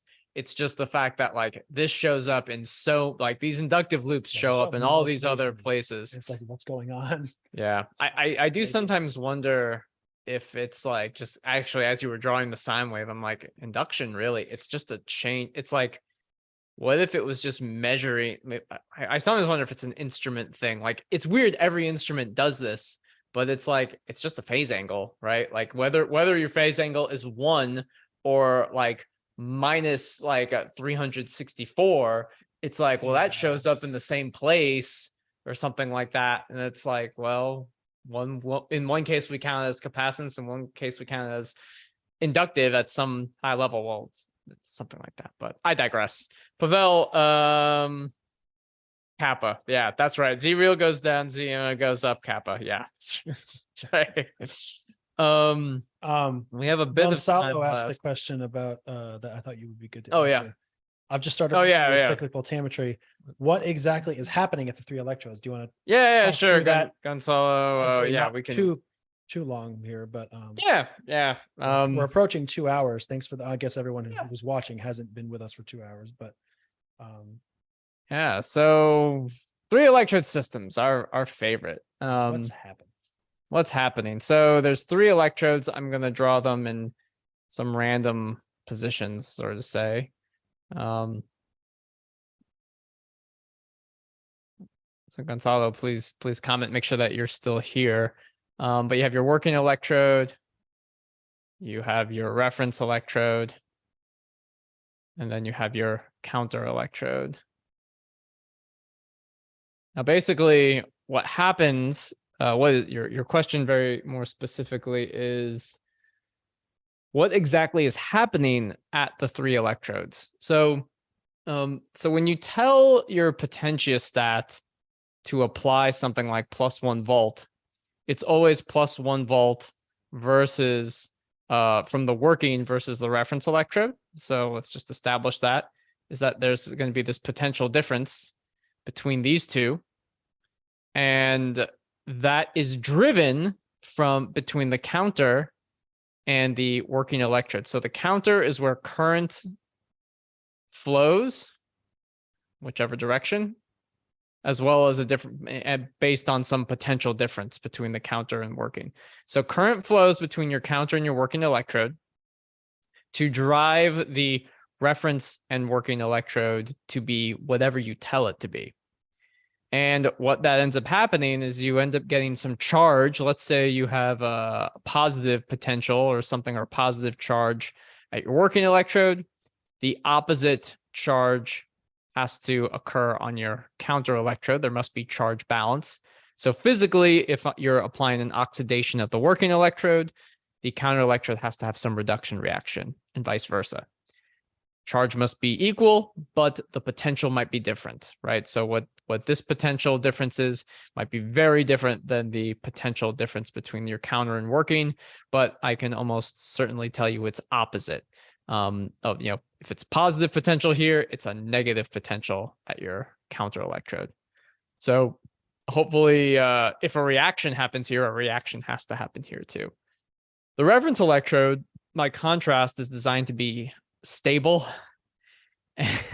And So many inside jokes yeah, about we have a lot of podcasts. inside jokes about reference electrodes and their Podcast is coming stability. out for everybody who's interested. We're making a podcast that's meant to be funny. Yeah, Light. It's not as educational. I don't know when it's going to get released. because we're working on it. Yeah, we're working on it. But And we have to do all hopefully this stuff. all of these ridiculous things we keep saying will be made clear eventually. But the reference electrode, actually nothing really happens to it. It contains a stable redox potential or redox system inside here, so that the potential of your reference electrode is governed by the Nernst equation. So Nernst,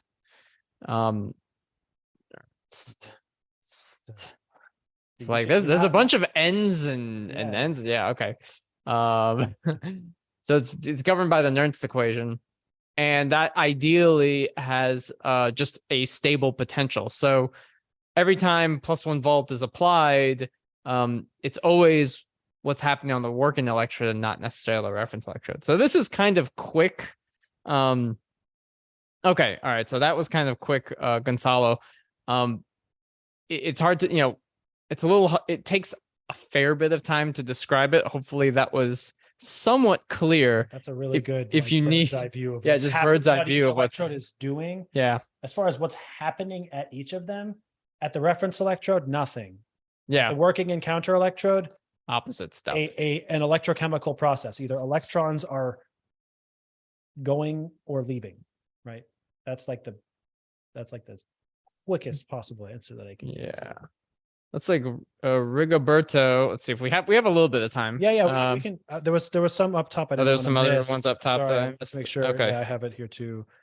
While you're sharing, Yeah. there was. And Gonzalo, let us know if you need a little bit more clarification Yeah. as we look at some of these questions. Tarek had a few others. I want to make sure we didn't miss. Oh yeah, amorphous materials and porosity of the EIS response. What impact or- does the porosity of an electrode have on the EIS response in terms of capacitance behavior? So usually what you end up with is this. I could stop sharing. Yeah. So like porous materials will sometimes give a response like a transmission line. Oh yeah. Specifically, how does the EIS response differ between a crystalline material and an amorphous material with nanopores? So It's gonna vary. it's tricky because a lot of amorphous materials are not electrically conductive. Or do you mean polycrystalline? Yeah, well, That's another question. I guess that's different. Yeah, you might have to clarify, but the tricky thing about Okay. it really depends whether it's crystalline or amorphous. If it has some sort of a porous structure, a lot of times what you'll see is something like this, which is like it's called the transmission line is is the structure, like the Nyquist plot, you know. So a normal, let's say normal, whatever, typical Nyquist plot might look like this, where you have this, 45-degree kind of thing, Mhm. Warburg, right, at low frequency. If you have a porous sort of microstructure, you might have this 45-degree thing that happens in the beginning. It'll happen here. This is usually an indication you have some sort of a porous microstructure, where the microstructure of your electrode, instead of being like a flat surface, will be something like this. Sometimes they're all equal, sometimes they're not. So you have like electrolyte coming into here. And what it does is, in some sense, it actually increases the capacitance, of course, because you have more surface area. Right? It's like you have capacitance all along wherever electrolyte and electrode are interfacing, and it's not just a flat surface of, electrode and electrolyte, and then you have your capacitor here or whatever. It's a porous microstructure. And what the transmission line is meant to do is that what you actually have is a distribution of current in the pore. Like you'll end up with so it's a bit hard to describe. The current is not equal everywhere necessarily. There's like a distribution, and so what you do is it's sometimes represented with what's called the transmission line, and it looks something like this. Something like this. So, oh geez, that's like post animation. Oh, So it'll look something like where you have a pore, you'll have an infinite, almost like an infinite series of like capacitances in the pore. And so this is what's called a transmission line. It's modeled after power lines, like on the side of the road or something like that. So that's often the kind of response that you'll get from a porous microstructure. There was one last question from Bia about a battery. I can answer pretty quickly here. yeah. What is it about the separator in a battery that it doesn't allow electrons to pass through, but ions can pass through it? So typically the separator in a battery is something like polypropylene, polyethylene.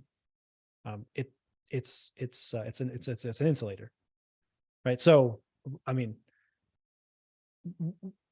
It's got pores, and it's got pores that are the larger size. than the size of an ion, let's say. Yeah. Right. And something like polypropylene or polyethylene or whatever is like it can be it's Like electrons non-polar. Well, it's not can't just like move across. right. It's an insulator, so it doesn't conduct electricity. What is it about? I don't know if a better explanation is needed for what makes an insulator an insulator. Is it just polypropylene doesn't what's the difference between, is it what would you say, a Fermi level, or is it if there's a better scientific explanation than just it's an insulator, so it doesn't allow electron to pass. In fact, the screen I'm showing right here, you can think about this, this is the side of the battery. Yeah. So this is your separator right here, right? This is your separator. It's an insulator. So when you press everything together, this is one. Get a better color. This is one electrode. This is one electrode. When they're pushed together, the separator is in between, and it doesn't allow them. If they touched each other, it would short. Yeah. Right. You can't have them touching and shorting. So the separator has to prevent electrons from traversing. But it has pores. It has small holes. They're like, I don't know, like 10 nanometer size holes or something. Something like that. Maybe micron. Yeah, maybe micron. Micron size. So that an electron doesn't tunnel through it. Or yeah, something like that. it's probably micron size. Yeah. There's some glass frits.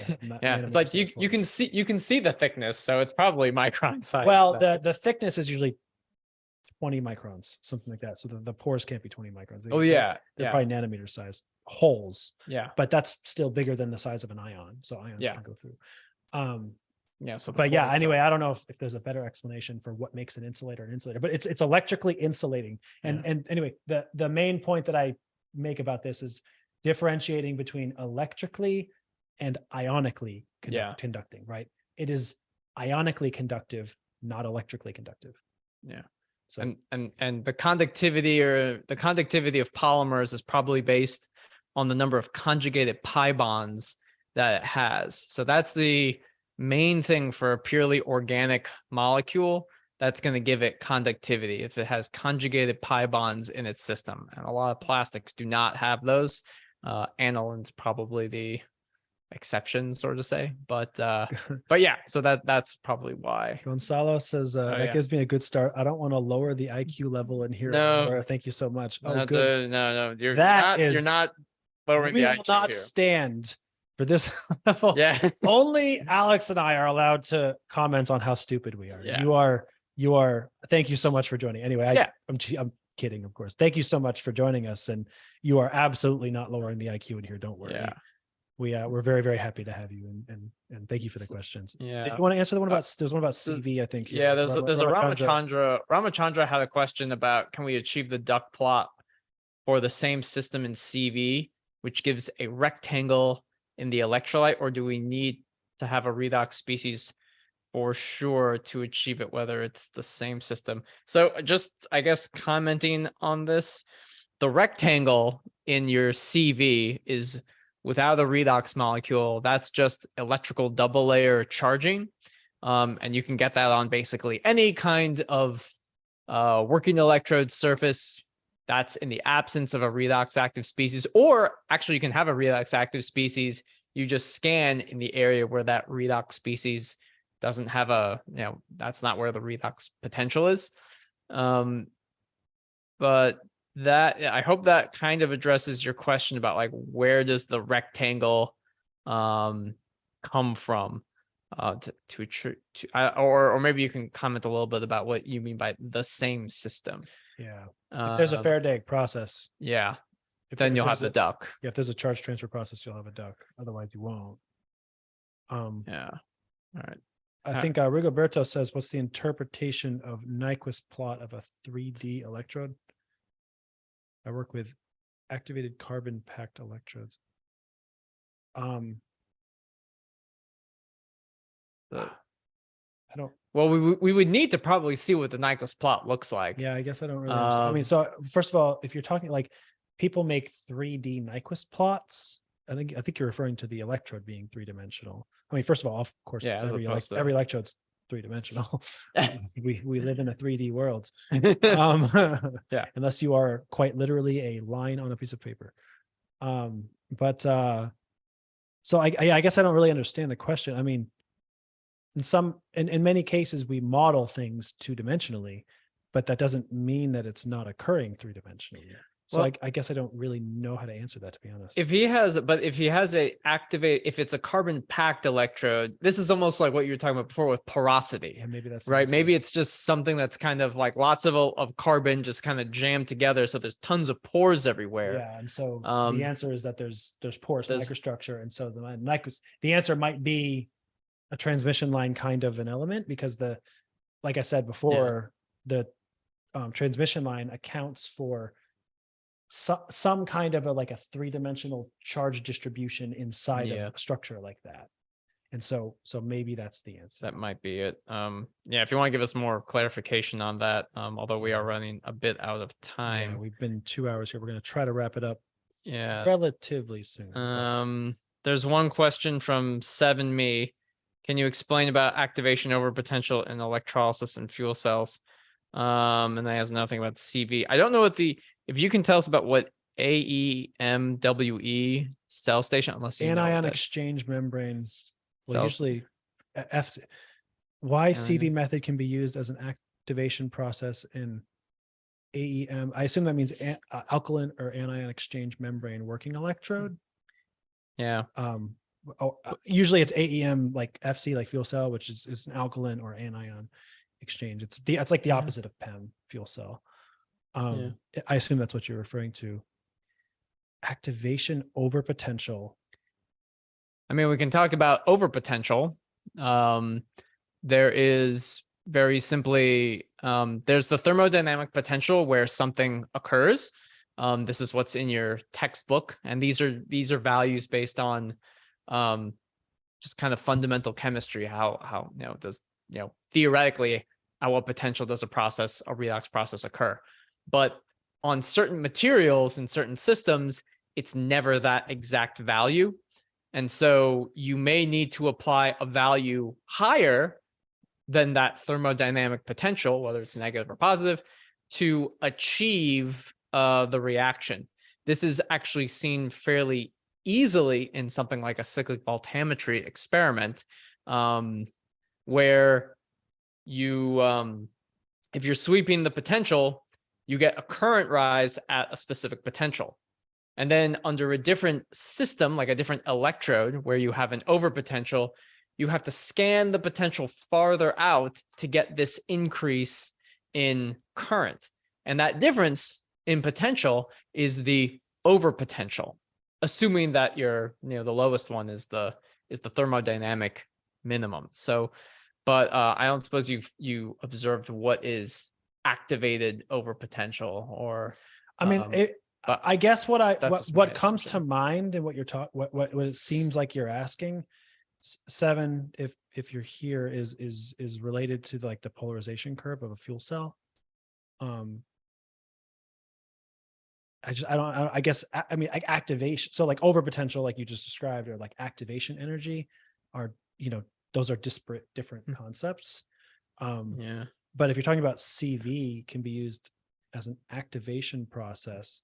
So very briefly, sorry. Oh, I was just gonna say, like, sometimes if we put like a carbon electrode in like a slightly acidic solution, we might, quote, activate it by sweeping the potential back and forth Really many times. potential That's surface. mostly to clean the surface.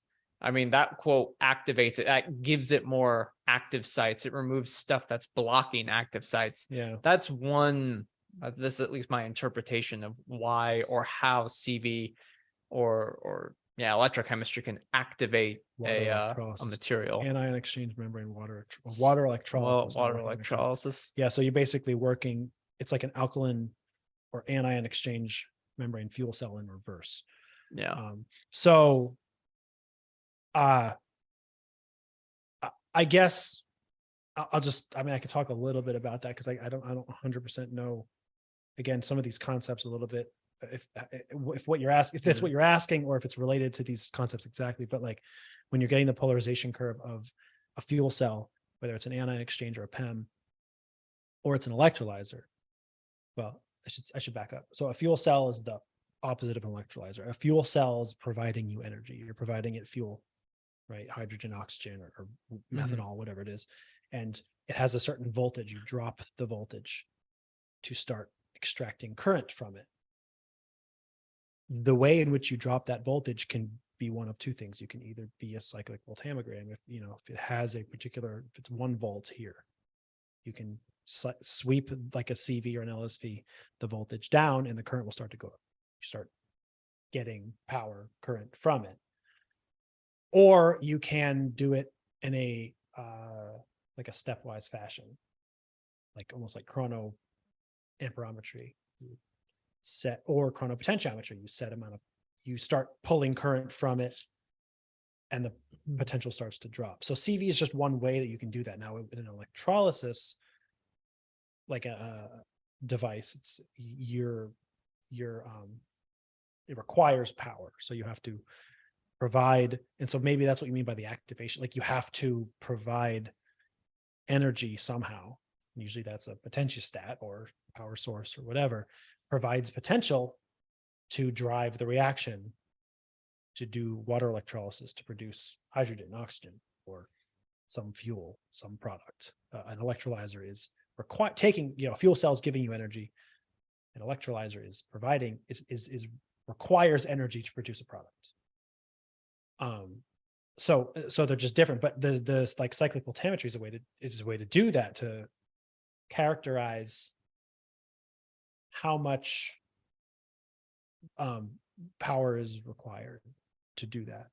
Something like that. Can you define OCV, open circuit potential? So are you saying, can I do voltage? Open circuit voltage.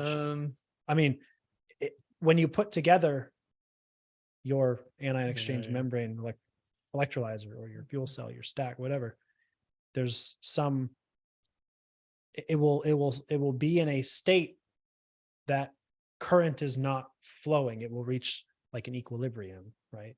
So you have to polarize it or change something about it, its potential, or to drive current, either, again, if it's a fuel cell, to get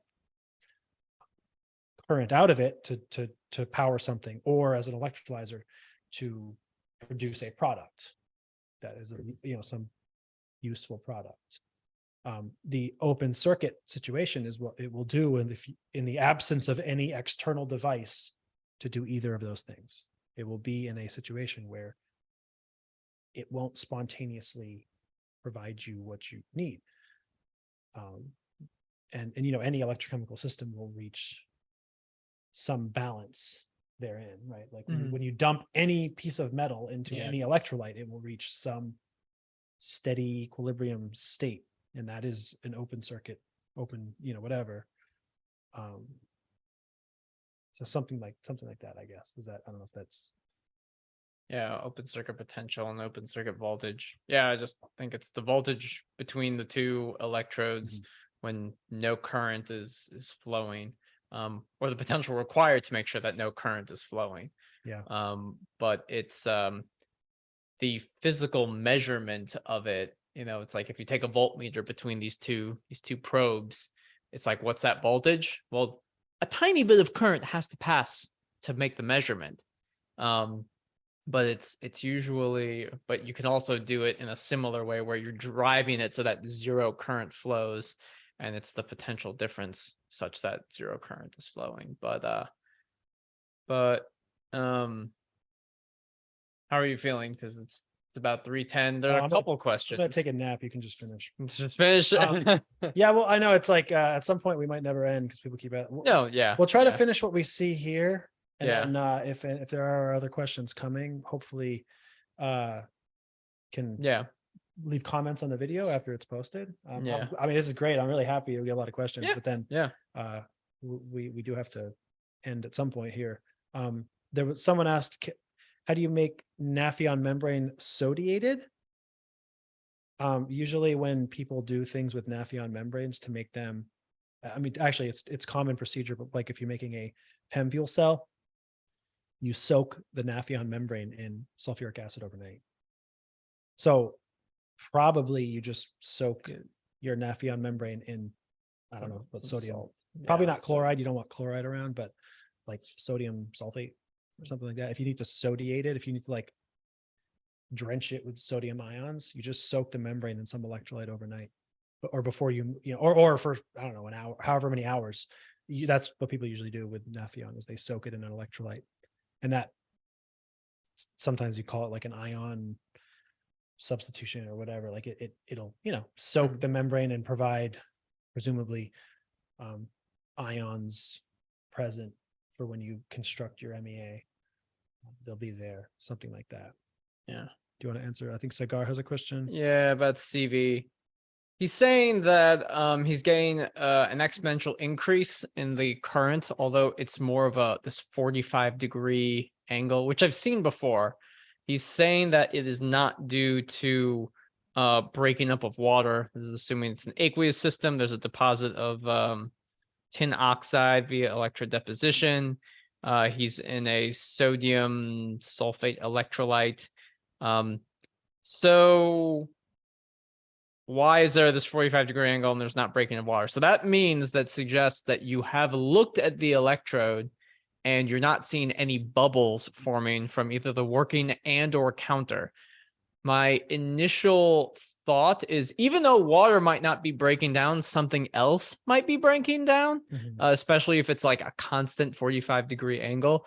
I would also check on the counter electrode side of the reaction, like that could be limiting. And I would also double check like your scale as well, because like, are you passing milliamps of current when you got this little 5 or 3 millimeter outer diameter working electrode? Because that is one thing, because that's a lot for that. I would say if it's a perfect 45-degree angle, like I mean, if it's like a perfect line, right? Then yeah, it's probably there's no bubbles. Okay. If it's a perfect bubbles. line, for what that's worth, then it's probably an instrument thing. Like you should never get a perfectly straight anything. It's electrochemistry. Yeah. It should be at the very least, it should appear like it's a measurement. There should be some error. I don't know, something like that. So that would, if anything that looks too perfectly flat, usually means you've saturated a range, something like that. That is usually an indication of some instrument issue. It doesn't mean it's an error. It might just mean you have a setting on the instrument that needs to be adjusted, something like that. The other thing is, I would say, it doesn't mean it isn't breakdown of water. It might just mean that it is not a very electrocatalytically fast or favorable process, but it's still happening. Like not every catalyst is going to, like, if you increase the potential forever, some catalysts just have this exponential increase. You get oxygen evolution reaction, you start ripping apart water, and then all that happens. But not every catalyst does that, right? Some catalysts are poor at it. So in fact, carbon itself is not great at it. Carbon will start to rip apart itself almost before it rips water really badly. I also think this is kind of a shot in the dark, but you may have a solution resistance issue, even though it's water. If you have a very high current, if you think about under it, 4 milliamps, they say. yeah. So the current's Under 4 current milliamps, is under 4 milliamps. well, that's still high. Still high. Yeah, milliamps for a small catalyst is really high. Yeah. You're going to start that. Anyway, sorry to cut you off. Oh, I was just thinking, like, if you have the IR drops becomes more prevalent at higher current values. So even though like you may have a very non-resistive system, because I feel like I've seen things where it's like a flat 45-degree, and I think it's just a limitation of the amount of current that's getting passed. Cigar, I'm probably willing to bet you if you try to apply a way high potential, like continue to see how far this thing goes, you're going to run into a compliance voltage issue, and the potentiostat's not going to be able to reach the potential that you told it to go to, at least at some point. I think there may be a slight imbalance. The other thing is, I don't know what potential range this is. I mean, it may be above one volt, plus minus 1 volt, where you might be electrolyzing water. Just thermodynamically, that's just where it happens. So hope this is somewhat helpful. I'd play around with your counter electrode configuration. Yeah. That's my initial thought. Probably based on your first question, it is likely, as you said, it's an instrument, not necessarily like instrument error, but there's an instrumental thing going on. Yeah. Something like that. Sapanta says, is there any possibility for producing water in the cathode side of an electrolyzer? Probably not, actually. Water is usually a fuel. So this is a webinar I did on electrolyzer. Where is it here? This one. So this is proton exchange, similar for alkaline or anion exchange. Just the reactions are slightly different, but on the anode side, in the most standard sort of, again, PEM electrolyzer, you're feeding water in. And on the cathode side, you're generating hydrogen. So if you're getting water on the cathode side, it's either because you have a humidified stream, which you usually use a humidified stream because typically fuel cell and electrolyzers require humidification. For example, I mean, again, you're doing anion for what it's worth here, but one of the things about Nafion as a membrane and proton exchange membrane is that it really requires humidification to work. If you're not humidifying your streams, the Nafion doesn't work very well. And I think anion and alkaline systems might behave somewhat similarly, the membranes anyway. And so probably one of two things is that you have a humidified stream on the cathode side, or it's water crossover, which is pretty common. Now, this is like a little bit next level stuff. I studied some alkaline fuel cells when I was in graduate school. So electroosmotic flow in an alkaline fuel cell tends to prevent more water crossover than in a PEM fuel cell. That doesn't mean it doesn't happen though. So it is possible that you can have water crossover and uptake. And if you're getting water out of the cathode side, it's probably from that. It's probably not from an electrocatalytic process, though. Just fundamentally, water is a product, not a water is a fuel, not a product, right? In an electrolyzer. I just thought of one thing for cigar, if you're still there. Yeah. I just realized, oh yeah, so he's got like a carbon cloth, Mhm. and he's got tin oxide, which is a semiconductor. So there may be an inherent resistance to a semiconductor on your working electrode. That's just straight up a resistor. And so if you have just a resistor, it's going to show up as a diagonal line of 45 degrees or whatever. My hypothesis is that it's just acting like a big resistor and almost insulating, because semiconductor electrochemistry is strange and I don't fully understand it. But Semiconductors are bizarre. yeah, I was talking to Alex Badar about it, and she, I need to pick her brain about it, and there's no easy experiments, because like, oh, I want to like, oh, you want to do it on like N or P-type, silicon, prepare to work with HF, and I'm like, nope, don't want to do that. I would like to keep all of my body intact. Yeah. HF terrifies me. Yeah, HF is very terrifying. I'm a chemist who's afraid of chemicals. I don't want to work with HF. Kudos to any of you who have ever or choose to in the future work with hydrofluoric acid. That scares the pants off of me. Yeah. I guess the last thing here, 7, you've said you're looking for a position post-Ph.D, a postdoc position in the synthesis of membranes. I don't have any recommendations. I don't know. I mean, we mention from time to time, like, professors or some of our friends in academia here, but I don't necessarily know anybody who's hiring at the moment. I mean, the Electrochemical Society, ECS, will often have like a job board. Right. So, and usually if you go to the Electrochemical Society meetings, or take part in any of their, they have a meeting coming up in Boston, Massachusetts, in the USA, in about 3 weeks, 2 weeks. 1 week, next weekend. It's next week. Oh gosh. Next week. Yeah. I'm not going. You'll be there though. Yeah. So if you're in Boston in a couple of weeks, say hi to Alex. Yeah. A lot of people also like, there's actually a huge field of just polymer chemistry, just like making the polymer, activating the polymer, trying to recycle polymers, plastics. So polymer electrolyte, like battery stuff, it's a little bit more niche, sort of say. I mean, there are people that work on just making the membranes. Yeah. Like there's, am I, I don't know, maybe I'm wrong.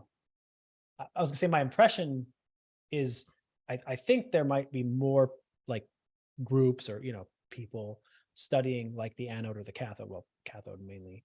Yeah.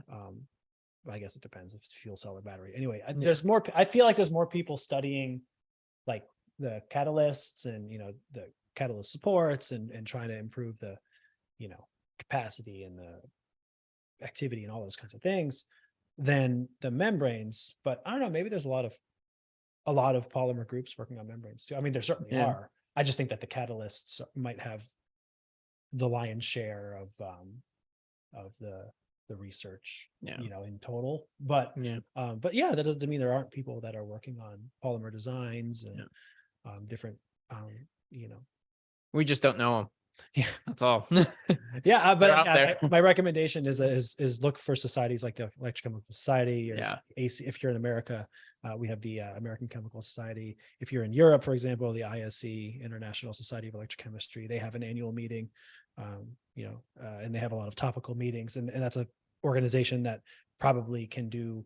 I don't know if they have a job. I probably have a job board. I'm not sure. I mean, a lot of those kinds of societies are really useful for connecting people, and obviously with the meetings, and they probably have resources to help people, get connected to different groups that are hiring, or just, all of those kinds of networking opportunities are completely invaluable. My suggestion is really to leverage those whenever you can. if ever possible, never pass up an opportunity for networking, especially at these kinds of meetings and organizations. You never know where it will take you, or if it will help you later. You didn't even realize that you met somebody, you made a good impression, or anything like that. Yeah. So so Zagar just gave us a super chat. Thank you so much. Yeah, I we really really appreciate appreciate it. And his question is how do we decide the range for testing EIS performance? Should we start from microhertz or so? And it's usually you want to start from Microhertz. You want to start from megahertz. You want to go from Megahertz. the highest, the Yeah, fastest frequency. You want to start fast and then go slow. And unless you are unless you really like pain, yeah, you don't want to go down to microhertz. That takes a really long time. Yeah. You in my best suggestion to, if you don't know anything about your system or you're just going to try to do impedance, go from a megahertz to 100 millihertz, 0.1 hertz. Yeah. And do 6 points per decade. Most potentiostats, that will take you about 10 minutes, something like that. Yeah. That's a good blanket thing. Then if the highest frequency, usually between 100K, 100 kilohertz and 1 megahertz, you might not have a lot of useful information. And then sometimes at the lowest frequencies, it's not that you don't have useful information, but either it'll start to drift, which can cause data to be less accurate, or it just takes forever and it's annoying to have to wait that long, which are both reasonable reasons for not wanting to do it. You can start to narrow in the range that you want to focus on, and then you can increase your points per decade. Usually 10 is enough, but you can start with 5 or 6 just to get a scatter shot for what you're doing. But always start from high and low. Don't go from low to high. Potentiostats work better when you go from high to low, and the stability of the system operates better if you start high and then go to low. Yeah. So thank you for the super chat. Very, very kind of you. Really appreciate it. All right, I think we're gonna wrap it up there. Yeah, this was really, really fun. Thank you guys, thank you. everybody, for the questions and for showing up. If you are watching this afterwards, feel free to make a comment on the video on YouTube, just like any other YouTube video, and we can answer it, in the comment section, or join us next week, same electrochemical time, possibly different electrochemical place. Yeah. I don't know. That's right. We've had various iterations of this, but I'm very, very grateful to everybody who's been joining every week. This is our 7th one or something like that. And we, we keep getting a lot of you to join us and ask questions. We're really grateful. So we're going to keep doing it as long as you any watching still have questions for us. And if you all are sick of our faces and our terrible answers, we will leave and you'll never see it. And we try to do this 1 p.m. Eastern Standard Time. And we try to go as long as we can, but that's when we start for next time. And you'll see it on the YouTube channel as well. We put a placeholder. We keep that placeholder event there to remind people, but this is logistical, it's not worth talking about. There's a logistical reason with Zoom. We have to kill that event and make a new one, but that placeholder will always be there to remind everybody that it's we're doing this every week. So anyway, thank you everyone again. I hope everybody has a great weekend, and we'll see you next week. Take care.